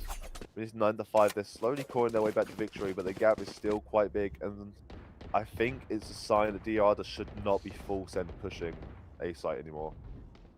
Yeah, no, this is very difficult matchup. I mean, I say that, but it's the same matchup either way. I mean, like E-Wave played it way too safe most of the time, and like they had a couple rounds where they just ran in, and it was kind of chaotic. They managed to get a couple off of that, but like most of the time they're playing it slow and still losing. So it's a very hard matchup, especially against as it's like the same comp, and like, as you see, E-Wave are playing it differently, playing it like more aggressive on this A side. Yeah, very aggressively. It seems like Justin's going for a nice early pick. Jacob finds a nice pick on the Shinto. They get too aggressive. Jacob touches another. That's 2 down on E-Wave already. Definitely their overconfidence is feeling dirty here. Shock Dart comes out, does get a little bit of damage onto the shield of Sea Leaf, but it is just going to regen. As Joshi, Rocky, and Spling are making their way onto A site along with the rest of the RR. As the whole side of E-Wave are so split. Get ready, holding the angle. As they rush straight through, straight past them. Not being completely unaware of where they might be, but Jetto knows. They are fully aware and getting lit up through the wall in this way. Last And a lot player of damage. standing. Spling finds one, Josh finds another, and Spling finishes them off with a nice double kill. And this is more like DRR we're used to seeing with a nice 10-5. Already looking very confident in winning this game.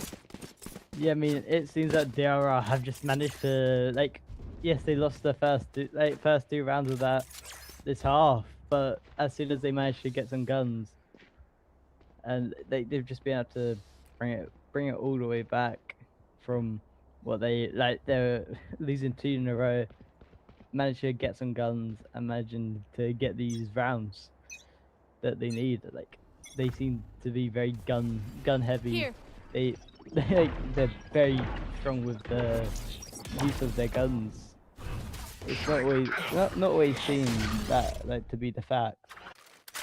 Oh yeah, for certain. And it seems they've learned their lesson and not going to get too cocky this time, as it evidently did not work out for them, E-Wave, as they are just sick into their angles. And DRR, are adapting and taking much more of a spread out approach. Unfortunately, E-Wave did not learn. Shinto got too cocky and gets taken out by Jakey as they pushed right up. Taking away that util so early on is so crucial, and DRR are looking to make their way onto A site as we are seeing Fabzy go for a bit of a rotate here onto those in mid, into the Cover middle going out. the map. As though they are backing out and they may catch them with the pants down, and there you do. Rocky finds Fabzy with a very swift headshot, losing 2 already as they are making their way on the point, popping another smoke offline the side, but thankfully Spike Jimbo down is able A. to find a nice thing on the Rocky. Getting lit up through the box as Joshy finds him down. As Stinger's down to a 4 versus 2. Stinger's 30 going down. seconds left. Stinger gets it off. There we go. Just so. Unfortunately, Steve does find Spling, which is a nice opening pick. Does whiff a little bit though onto the rest Last of them. player As standing. Spike comes out, down goes Sealy. It's just Signor left. We have no idea where they are. Signor finds 1. One enemy remaining. Signor finds 2. And Signor finds all 3. Finishing them all off, and it seems all they have to do is just turn around. DRR seem to have not put their headphones on and allowed Signor to do whatever they wanted, and forgetting that they were up there. Yeah, I mean, Senor just sitting in a sitting in the corner, playing it patient, playing it nice, chill, relax, kick back, and just like sitting in the corner waiting for like DRR to make a move first. Even though he's on the defense and they've got goes spy down, here. so he's on a timer and is still just playing calmly, which you need to have. Like, you don't want to panic as soon as they get that plant down. You need to like sometimes slow down more than you are going at the speed you're going at, because like the slower you go, the more steady you're thinking, and like the more you can think about what you need to do to like take the round out. Clearly, Seniors just knows how to do it. Taking out 3 in a row, knowing there's at least one of them in hell, thanks to watching the Omen walk in there. Unfortunately, Stevie does catch Rocky on the tripwire as he did miss the shot onto it. Nice opening pick though, coming out from E-Wave. The C-Leaf is backing up though towards A. We do see DRR are very split and very spread out, while Spling is looking for a nice pick on the senior, doing exact mirroring basically, Cage triggered. and does miss the dart, so that's forcing them out of their little cubby corner. We do see the rest of DRR gradually making their way to A side, hoping they can find a nice early pick. But as we've seen many times, it doesn't always matter.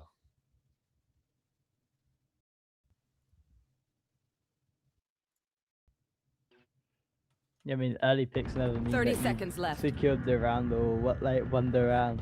It just means that you have a higher chance of taking the round with you. Especially if we see, as we're having on the mini map, DRR seem to be going for an A push, while still keeping a couple over on And then Fabzy finds another onto 10 Jato. seconds left. Jake's wanting to go for the plant, is completely unaware of Spike Fabzy down is A. another. Spike just finishing off in 3, 2, 1, and that is the timer gone. Round is over to Spling. Spling does find another one though to drop, 4th drop Kuto's weapon. And just find another to force C-Leaf to drop their own. I mean, Timeout is coming out though, which I think makes sense. Jato needs this again to lock back in, as we saw it worked amazingly for them the first time round. yeah, I mean, yeah, timeout, so valid, so understandable. We're on a bit of a loss streak. We need to stop, think about what we need to do. Spling, you managed to get a couple of kills and like do stuff, like crush their eco a bit. This is a brilliant time for us to like stop, think, what do we need to do, what do we need to change, and like what kind of attack do we want to look for to secure us around, secure us, like, because all they need is 3 rounds. Yeah. If 3 they can win rounds the is next all 3 they rounds in need. a row, they can easily win this, as E-Wave are still quite far off. They're only halfway more. They're only halfway to winning this game, whereas DRR are 3/4. So it's looking much more convincing for them right now, much more comfortable. So they have plenty of time. But I do think they need to start winning some rounds now. They can't give too many more to E-Wave, other the game is going to get very tight very quickly. Yeah, 100%. Like, they need to start getting these wins. certain, for certain. Taking these rounds.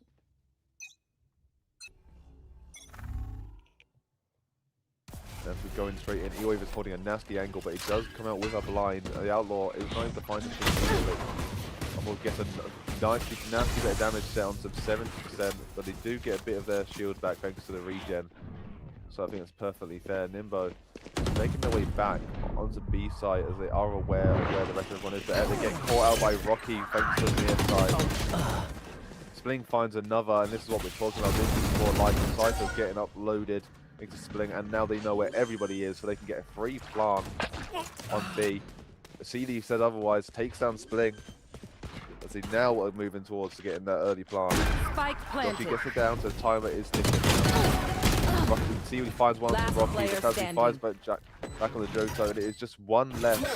Shinto goes out with a flash, but unfortunately looks the wrong way and gets caught out by Shinto. Sorry, Joshi gets caught. Joshi catches Shinto. 11-7. Okay, 2 more rounds, DRR. Is looking confident for you. Yeah, I mean, it's looking very well for DRR here. 2 more rounds. They win game, 1 more round, match point. I mean, Shinto, unfortunate. He slammed the nade against the wall a bit too hard there, and blinded himself, giving DRR, giving both Jakey and Joshi free kill, as he's completely blinded by his own flash.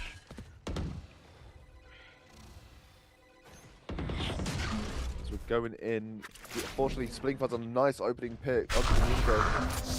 Exactly what they want. TP comes out, but CD Spike finds a down, nice mid. kill to Rocky with a headshot with the knives. Blocking sight. Knives are still active.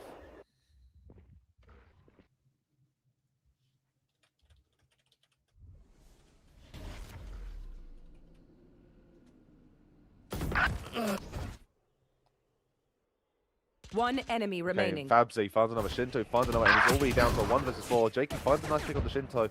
But it's still a clutchable matter. Down comes the blind, does see Fabzy though. Waiting for them to go for a play, but Sea Leaf is ready with a nice 1. This is unfortunately Fabzy's there to back him up, finishing him off, bringing the score to 11-8. It's getting very, very close. It was a very, very close matchup, as you said. I mean, both teams playing incredibly well, and we've seen incredible things come from both of them. 100%. I mean, we've seen some very, very understandable plays made by both the teams, and like understand why, like what they're doing and why they're doing it. And we've had some really confusion and like, I need this. why are we like full rushing all the way down A and into their spawn on like the 3rd defense round? Yeah, it does make you think, don't it? Yeah. Nimbo does go in, does send this arrow, doesn't find anyone going. They are going for a full send rush onto B, completely catching E-Wave off guard it seems. As they do find Spling, Jakey is going for the plant, but does find Spling, and they do get the plant down. The ult gets wasted, but Senior finds another. Nimbo gets a nice pick with the ult onto Johto. And it's down to a 2 versus 5 already. It's looking dire. It seems getting too aggressive, pushing too fast. That's exactly what they needed. Senior gets taken down by Rocky. Rocky finds another, but both are taken down. That's another round win for E-Wave, bringing them ever so closer to victory. Yeah, I mean, DRR had a very tough time getting into sight there. I mean, Sova, Nimble playing that incredibly well, getting so much value and damage off of his shock arrows there, finding so much damage as they're all clustered up, trying to push them through the site.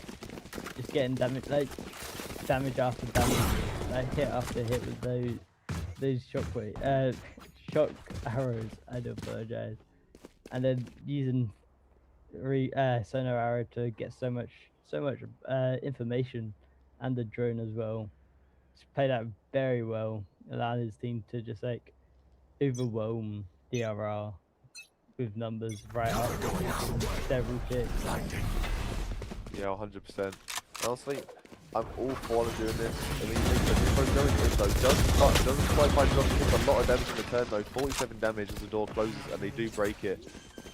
Jakey's going down for an instant plant. Seto finds one on Simba. They do take on the tripwire. Spling finds another on the Shinto. Out comes the ult from Sova on DRR. Joshi finds another Last 2 player versus standing. 5. Nice pick from the ult from JK. Here. It's a 1 versus 5. The spike is down. I see. Call it there, Fancy. Walk away. Never mind. Get picked off. Lose your gun for the final potential round as DRR are match point Match on point. the semi-finals, looking for their place in the monthly. Yeah, I mean, it is match point. One more game, and it will be them to one more round, and it will be sending them to the win for the final game. And both teams in that final will be getting into the monthly, but we will be watching a game. Whoever gets put into the higher seed, which is so valuable in tournaments like this. It is going to be a pretty even matchup with both teams having more or less equal cash by means of all of them have full shields and full guns. So it's going to be a pretty difficult game for DRR. They do have Omen, they do have Jet all coming out, but we also have Incypher on the side of E-Wave, given so much value through information. Yeah, honestly, and down comes the smoke. It seems to keep their time now as E-Wave have got their false A site locked down, but as they stealthily walk away in the train, moving as an absolute unit round to mid, while Shinto's still holding the angle, and multiple of them are still holding angles. Down goes the smoke. Splin can no longer hold that corner, which is perfectly fine. Although it does look like Shinto is rotating and holding that doorway as they move around to potentially B. But this may be a bait if you do My do. ultimate is Splink ready. finds one with the up onto Nimbo Shutting them down. with the naturally operator shot. 2 hostiles are detected by Shin, so they can see him 30 through seconds the left. doorway, knowing they want to push. But 30 seconds left on the clock. There's not much time left. Out goes a flash. But blinds himself and gets caught out by the sonar. The is detected and does get fined by Spring again. Patsy finds one to Rocky though, but Jento finishes them off with the up. 2 versus 4 as they make their way up to the high ground. Spike And planted. they do get located thanks to Cypher. Doing this one shot, but down goes their blinds. Does get a little bit of damage down. Joshi Felton, beautiful field, does have the ult. Risky Joshi out of just my sent way. the ult now. There we go. Out comes the ult. Doesn't find anything yet. Let's see if he gets taken down so low. Joshi know. misses horrendously. Senior takes them down. The clock is still ticking. Senior is left on living on a prayer. Free health. Senior's defusing. Don't let him Last defuse. player Shoot into the standing. smoke. There we go. Sibling Venus is off. Yeah, Attackers triple win. kill. Jakey finished off the diffuser. 13-9 to DAR, and they have made their way to the finals today and landed themselves a guaranteed spot in our monthly. Yeah, What no, a game. What a game indeed. What a game. What set of games we've had all day throughout this tournament. All of them have been incredibly close, incredibly like intense, and like, it's like being always undecided between who's gonna win, who's gonna lose. Well done to DRR for getting sent into the finals here and getting sent into the monthly for tomorrow, which will be happening. And I don't, unfortunate for E-Wave losing the game there, but they played really well. Yeah, they Everyone on definitely did. their whole team like played really well, but like just didn't play well enough to beat DRR. I mean, we got stats. And Spling, Spling, so obvious, once like- again, Spling was an absolute monster. Didn't quite put on an even better performance than their first game that we've seen today. yeah. But Spling, overall, Spling, they- Joshi, both of them have been incredible on today. fire. That They- yeah, and Rocky, he's also been very strong, very valuable with those nades and everything else. Because in my opinion, MVPs aren't always like based on how Valorant does it, where it's whoever's got the highest kills and highest ACS. But like personally, it's always for me impact applies onto the game, and like how much like value you use, like how well you use your abilities to find intel and like help secure the kills instead of just who's got the most kills, who's got who did the best like gunplay. Uh, Yeah, definitely. And it was an incredible game after all. But as we look towards the finals, I'm really looking forward to this. Hopefully, it'll be an absolute banger of a game. But not too long. We'll in just a moment we will be shooting to a 4. But before we head to a break, we got anything to? Should we talk a bit We about our sponsor for today? Yeah, our sponsor Exit Lag, we love them. They are always here, and they it's just amazing. You see crisp gameplay, zero leg clutches in these matches. That's what we want for everyone in the Wolvesden community, out of the Wolvesden community, but like everyone, we want brilliant gameplay from all of you. Crisp, nice, no zero lag, hopefully, and like with Exit Lag, they will provide you with the needs to do this. I mean, using code Wolvesden, WOLVESDEN, and you like when you pick up the annual deal, it'll be 50% off, as well as 1 month of Nitro for free, and it just pays for itself realistically for stopping your lag, keeping your games like going at having you perform at the best of your abilities, and just keeping you lag free, climbing the rank ladder to get higher, like higher and higher, which we do love to see you guys, and possibly join the tournaments because like, it's free for everyone. Join in, join us, and maybe we'll be watching your games. But we do have one more game before. Yes, we've got one last final game for our monthly tomorrow. That will be coming to you very shortly after we take a very quick break. So we will see you in a little bit.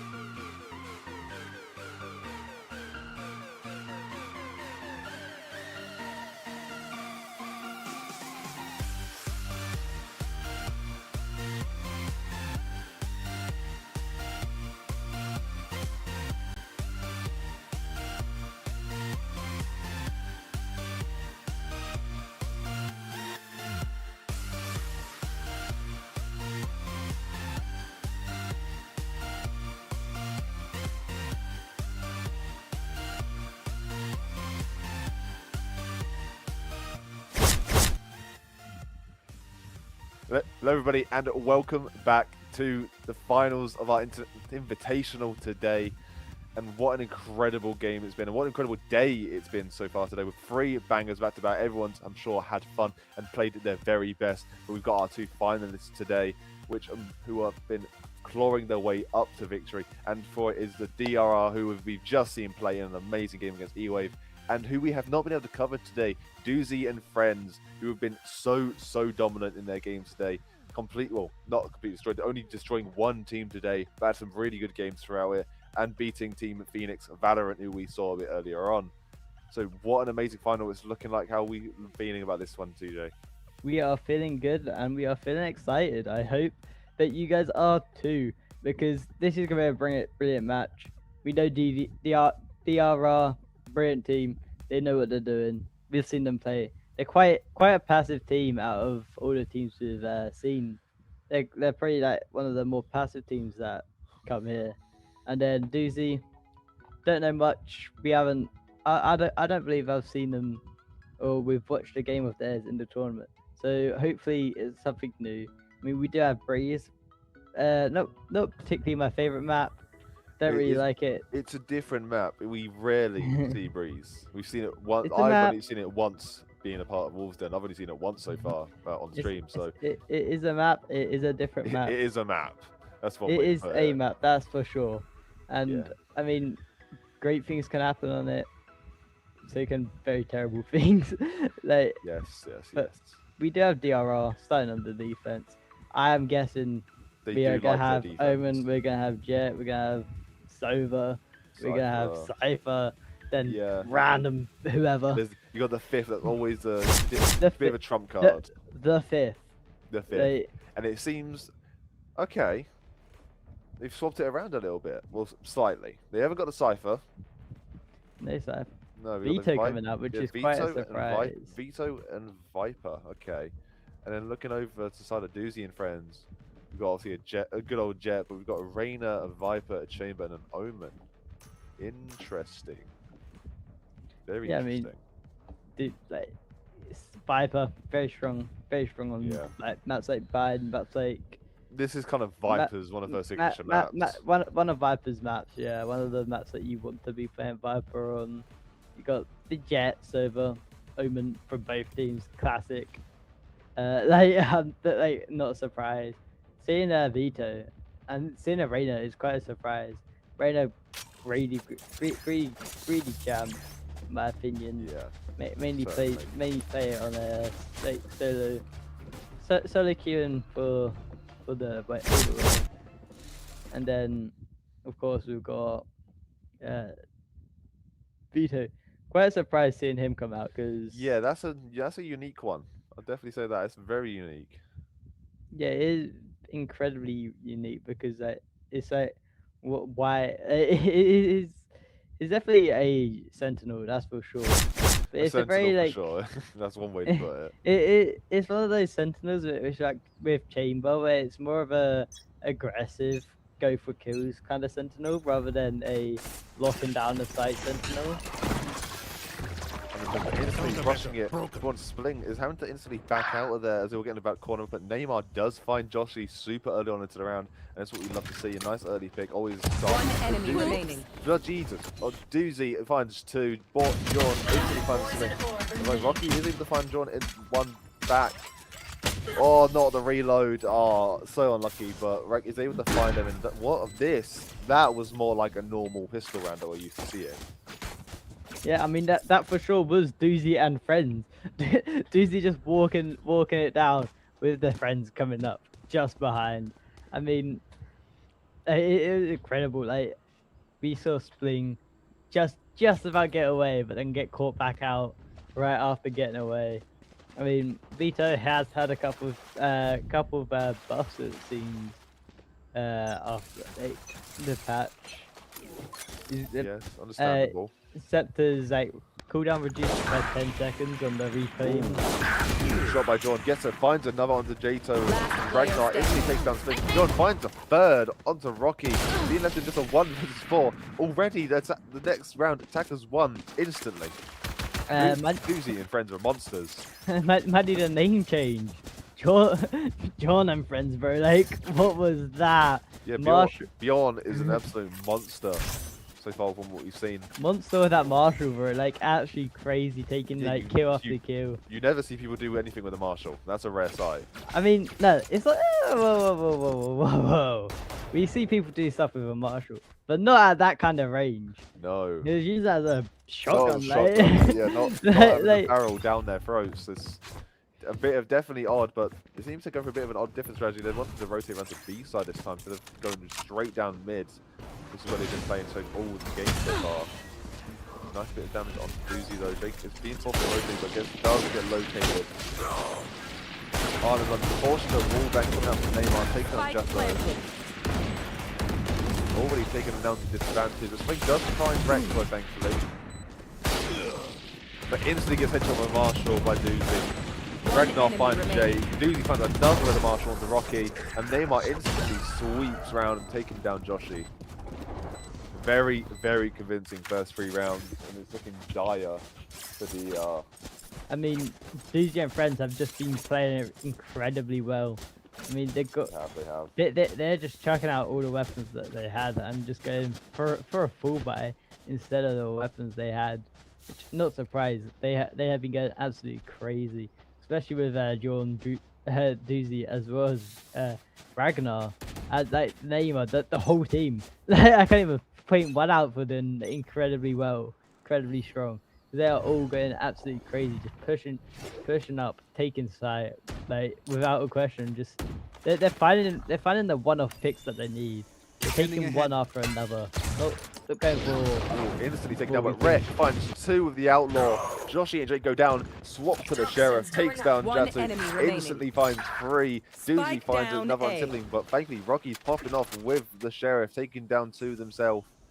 But now in the 1 versus 3, and unfortunately, not having the spike at the disposal, Rocky as under control. So the whole side of Doozy are having to rotate round. Yeah, and I shall be picking up the words I have just said because Rek has just gone and taken 3 of them out in a row. When I was saying they've been taking one after another, Rek said, "Nah, we are taking all of them Oh, out." well done. Bjorn's trying to find Rocky, finds them, there we go, finds him with the Guardian, and another very convincing attackers round. And Doozy and friends are looking like absolute demons, and it's no wonder they've been so dominant in their last few games. Yeah, no, they've absolutely been dominating throughout this whole game. Not throughout the game, throughout the tournament so far, as we've seen. I mean, like I was saying, let me just pick up my words and eat them. I do apologize, Rek. I didn't realize that's how you played the game, and you just took all of them out at once. While everyone else is taking one by one, you're taking them all at once. It is absolutely crazy that we see plays like this come in here and in this tournament. Rek instantly opens up a pick with the Vandal onto Spling, which is what you hate to see. Jutto getting taken down by Doozy as well. They are already falling apart. Rek finds one. One enemy Shooting remaining. their own teammate. Rek finds a triple onto Joshi, and it's been a 1 versus 5 already. Doozy's already found him, but Rocky is able to take him down and finally getting themselves back. But Rek gets a 4K, taking down Rocky and winning themselves a 5th round in a row. Yeah, I mean, we saw Rek from the bottom, and I believe that they are now at the top of the board. Yes, they are. They have cut An instant timeout already being instant popped. timeout. Yep, instant timeout Honestly. coming from DRR. Not surprised in the slightest, because after what I've just seen happen round after round, honestly crazy, absolute slaughterhouse coming from Doozy. They're just slaughtering them and just like taking them not even one by one, just taking them all at once. Like they're playing it like as well as like you could probably see being played by a team, because they are getting onto site. They're using the pressure that Jet Dash has to clear space, the smokes that she has to make her own little pathway and her own little coverage for herself. Using that, Yeah, 100%. Reina with the blinds to fully just stop any counter pushes from the smokes coming from DRR, throwing those eyes out, clear fully blinding, clearing the whole space for them. And as soon as they get a counter assist, if they're in trouble, they can just disappear. We've already got 3 ults coming from Doozy and friends. We've got the Jet Knives, we've got Reina ult, which is very strong, very sustainable for those like 1v5 clutches where you can just 1v5 find a kill, fall, disappear, reposition. Right, and then after the pause, Bjorn already finding Spling right out the back once again. Caesar not having a chance to do anything. Joshy's having to run away, but unfortunately just instantly corralled by Player Doozy. standing. Finds, get caught by the shorty by Ragnar. Rek gets another pick onto Rocky, and they're being just one again. 5-1. Jakey is able to get a nice to the Sheriff onto Bjorn, shoots an arrow the wrong direction, and Doozy's ready and waiting for them as they turn around. Another very quick attack inside win. And Yeah, this is looking bad for DRR right now, and they need to start putting back a little bit. Either on the second half, as well they need to take a few rounds before that. Yeah, I mean, Doozy and friends, they're taking attack as attack. They're going in there and they're attacking, like full in, like all in, all pieces, all in everything, and that they are walking away with win after win after win. It's working.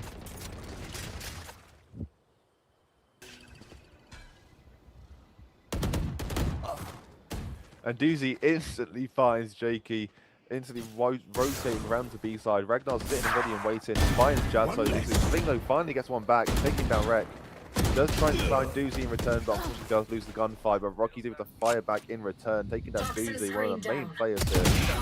Bjorn gets found within Rocky's toxic screen.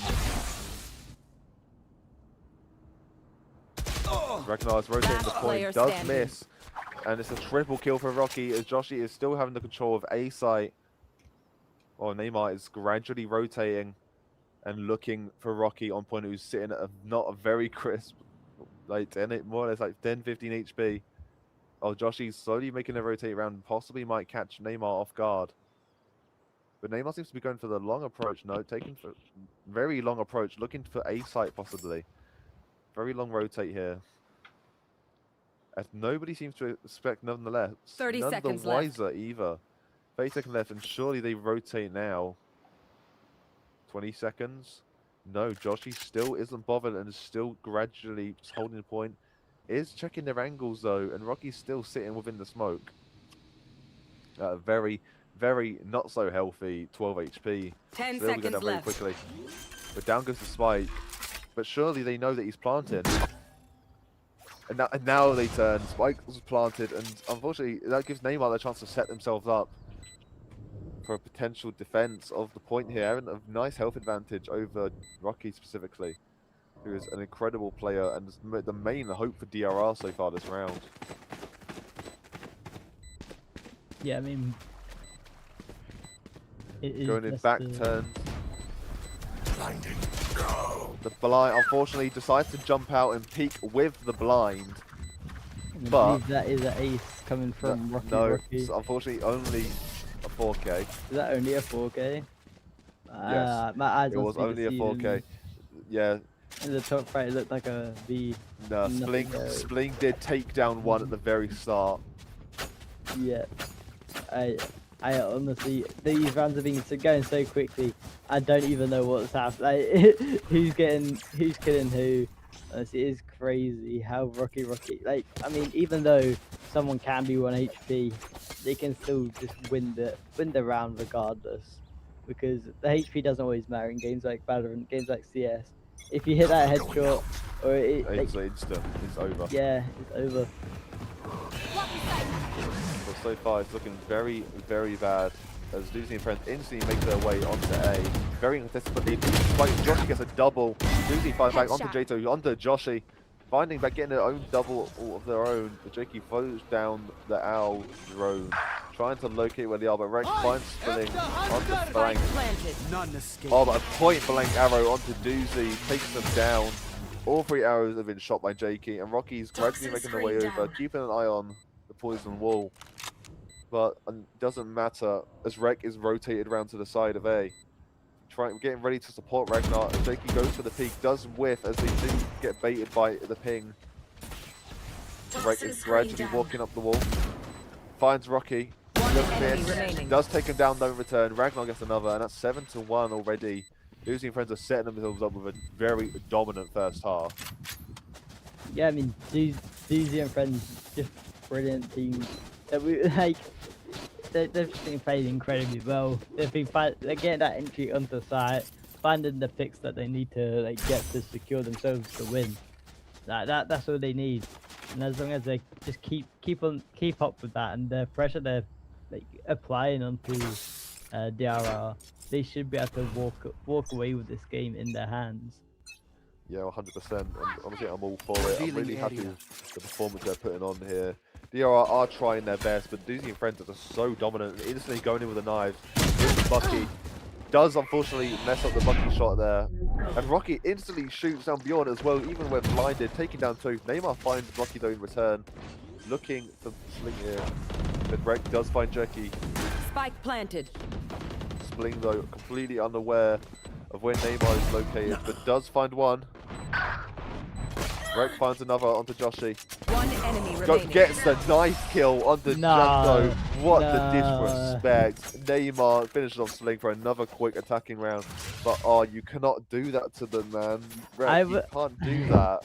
I wouldn't call that disrespect in my opinion. That's the best thing that he could have done in that position. No ammo, no bullets, no ammo.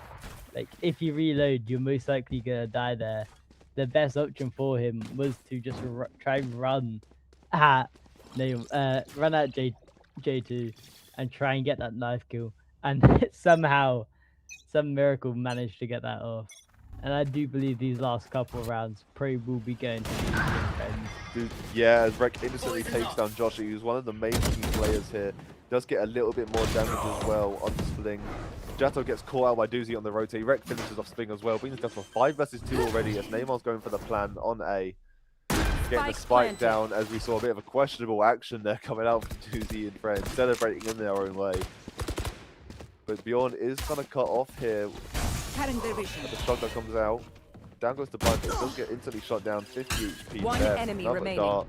But Doozy is there, ready for support, taking down Rocky on the rotate. Jake finds Bjorn though as they get too cocky and do but they get caught with their hands down. Does find Ragnar though. He does get a nice triple kill on their way out, taking down Doozy in return while Rek fires back, finishing them off with their own triple. And Yeah, honestly, 9-1, not looking good. 2 rounds left. Honestly, even though Bjorn didn't get any kills there, the value he made, the distraction he made, keeping both Rocky and Jakey completely distracted on him, get them to, more or less, I want to say greed for the kill, right? Like going for that greedy kill onto Bjorn there, keeping them both on the B side, while the rest of the team is on A side, already got the spike down with it ticking.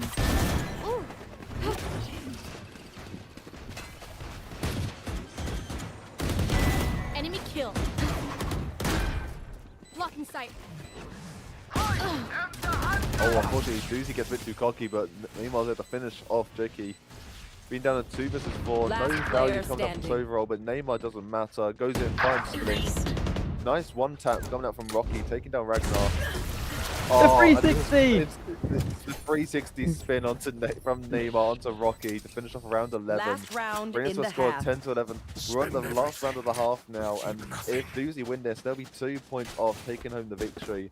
Meanwhile, DRR are so far up, but Doozy is popping the timeout now.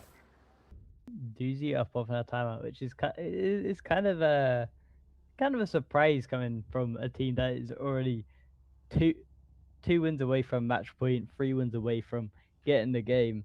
And I mean, I'm not surprised. They need to, like, if I was them, I'd also be like wanting to try and figure out what's the best way to attack this and like take this last game. Yeah, 100%. As like I said, it's looking very dire for DRR, only having 1 singular round on the board, and that'll more or less single-handedly due to a clutch coming out from Rocky. It's so dire to the point where they basically need to completely reverse sweep Doozy and Friends, and with how good they are, it's going to look almost impossible to do that. So obviously, all we can ask is that they give it their all in this case and try and do what they can, but it is not looking promising right now.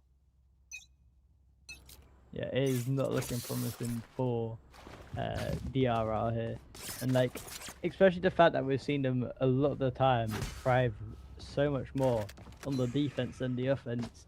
The fact that they've lost more or less every single defense that they have is very, very, very close. Incredible outcomes the ult from Viper, although Sling, Neymar finds 2 on Jetso and Sling. Rocky does get pick off Doozy though in return. Gets a double onto Neymar. Down goes the owl drone though, making us a nice even 3-3 as Rek is looking for it, but unfortunately Rek is still holding up. Rocky finds a triple onto Bjorn. One enemy Ragnar is remaining. there, finds a quadra Spike onto down, Ragnar. B. And are we potentially looking at a ace for redemption in the final round of the half? They're rushing Rek. Does whip a little bit, does take a bit of damage in return, but Rek is backing off. But Rek says no to the ace and does not go down without a fight, refusing it, and Jakey's there to finish him off though. They do find themselves a win, one more round win before the swap, Switching sides. but it's still looking so dire. It is incredibly dire. I mean, if Boozy and friends are able to win this first round, they're most likely winning the next round, and it will give them, put them in such a strong point for them to just win the game. Because if they manage to get those 2 rounds, it will be match point, and it more or less will be their game. I mean, like it's been way more distance than any of the games that we've seen today. And it's been such a quick game so far. I mean, not to say like say there's gonna be a quick game, because DRR still have the chance of bringing this game back from the absolute grave that they are in. 100%. But Jakey is able to find Bjorn instantly, while Neymar does find Joshi in return. Nice of them to take Rek, instantly finds Rocky. And Doozy finds another. Jakey does take off Ragnar, One but it's enemy in a 3 remaining. vs 2 situation. Neymar, they do trade Neymar for Jato. And there we go, Rek finishes them off, and it's another quick round win, bringing us to 11-2. 2 points off, taking home the win. Yeah, I mean, like 2 points off the win. Rek has been playing this game out of his mind right now. Absolutely playing it crazy. Finding all the picks in mid. Just playing the mid angle. The whole, like more or less the whole game on the attack. And finding pick after pick. Getting what he needs to get for them to just like have a free site push. Because what are you to do when you got 5 people pushing you by yourself? You're not gonna be like doing much. Yeah, 100% now. Like, it does seem like a free site for Revealing area. DRR here. Though. It definitely is. They're all so sat on mid, and obviously evidently have learned from their mistakes from last round. Spike planted. So they are going in for it, as they're all making a full 5-team rotate down through the mid, while the entirety of DRR aren't holding it. Anyway, down comes the wall to create a bit of cover for the team. Lucy goes Dash does come regularly, but they all gun the blade. Lucy and Ragnar find one each. Blink finds one, so does Rocky.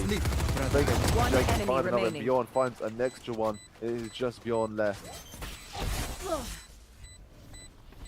One enemy remaining. Finds one. Look, wrong angle, you gotta look left. But due to the spike going too much percentage, it was just easier to go for it. But both teams lose their life. It's fine.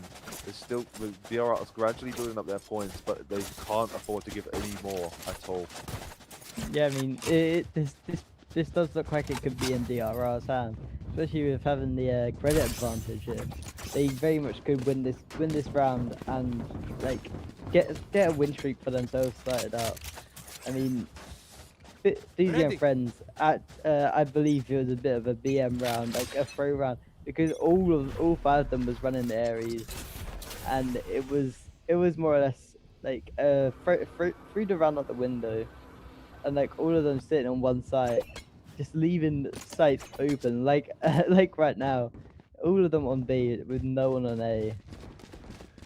Yeah, 100%. But I don't know why the entirety of Boozy and Friends are committing to one site over and over. Like, this feels so poorly planned, and it's given so much free Stealing space for DRR.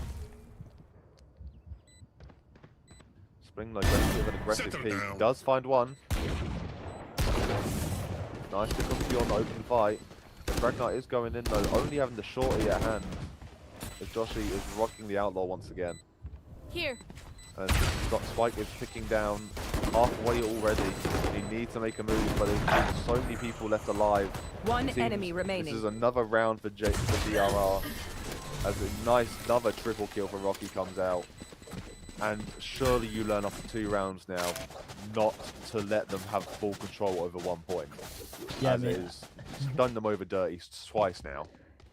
Yeah, I mean, I don't know what the plan for Doozy and Friends are here, because they have just been like running, like more or less running the game down from here. Like they haven't really been doing much to stop DRR here. Yet again, we're having a more like 4 of them stacked all onto B side here, with only one of them sitting on A. Yeah, 100%. It does seem that they instantly picked up with Neymar scouting. They know they're all on A, so they're able to rotate a lot sooner this time round. The smoke going down, making for a bit of space for the team. As Neymar's sending it back against the wall. Misses the shot. Spike planted. But he did get the spike down, but with a lot less time. Joshi having a lot of health taken off him already. Rocky gets a nice bit of Ragnar, so does Sling onto One Neymar enemy itself. remaining. Right, but they instantly lose the whole team. It's just J-Tone. And once again, for the love of God, please stop sending your entire team to one side. You've got to have actual defense. This is making it very apparent to me that these friends are very good at attack. We know that for certain, but they have no idea almost what to do on defense, as they are full sticking so many people to one site, and it's opening the site every single time. Even with Omen there, he can still just walk straight on the point and instantly plant. Hey, that may be the case, and I agree with you all the way that they are doing something that is something, but it might work out here if everyone didn't just leave B side. Definitely. But Doozy does make a certain an interesting play on the Spling and does win, unfortunately. Ragnar does find Joshi though. But he does get caught out by Rocky, because panicking a little bit thanks to that Sova ult. Rocky's sitting there ready in the angle, but multiple people. Boyon finds Spling on the flank. Spike planted. With down, out comes the Reina ult. Definitely finds Bjorn though. One enemy Gets remaining. traded by Rek. Jack finds Rek, and Rocky finds another, and that's another round going over to DRR. It seems even with multiple people on site, they weren't even ready for them, because this time they did it now is when they started to split everyone up. Yeah, I mean, they had everyone on B side, and then everyone just left B side. I don't know what Doozy was doing. Doozy, respect the play, but lock in, man. Why are we dashing into the veto, and instead of away? It could have dashed to the side, maybe made it out alive, maybe even gotten the kill. But they like dashing right into the hands of the veto, right into his gun. It's not the first time we've seen a Jet walk into ability or a death. But a double kill for Doozy, instantly going to find a triple. Spike down He B. does miss the quadra, unfortunately, but that triple might just be what they need to get themselves onto match point, as Joshi Last slowly player peek, standing. does get picked off by Rek, and it is just Rocky against the world. I have the spike.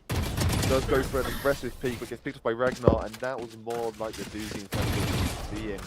So they get themselves another point, bring Match themselves point. to match point on the finals. It's all or nothing. DRR can no longer drop around until they can make it overtime, if they can get there. Yeah, I mean, can't really say much other than brilliant play by Doozy. He looked in, he listened, he understood that he needs to They heard my play. ranting. They heard the ranting. They heard it in the stream. I mean, brilliant play. I mean, we've seen a brilliant comeback from DRR. Would it be able to keep it up? What is this firing the squad? Shooting straight down the stairs to try and anyone else that's rushing the point, but they've learned their lesson. They're not going to allow them to push this heavily. Rek is going for a very long flank though. Finds to win the back. Going 1-1. Spike Doozy, but down Rocky finds A. two. Beyond finds Rocky in return. And taking down Rocky is such a game changer because Rocky's been the MVP so far this game. You do see a dash coming in though. Bjorn does get caught off guard, but Jackie's also there. Done. Just find one. Isn't quite able to find Joshy just Last yet. player The other standing. one, but Ragnar finds Spike another, and down it's a A. 1 versus 3. The Spling, sorry. And being this 1v3 is precarious, as the second they get found out, they're going to get run down. And if they die, it's all over. Ragnar just found them. I The have outcomes spike. evolution.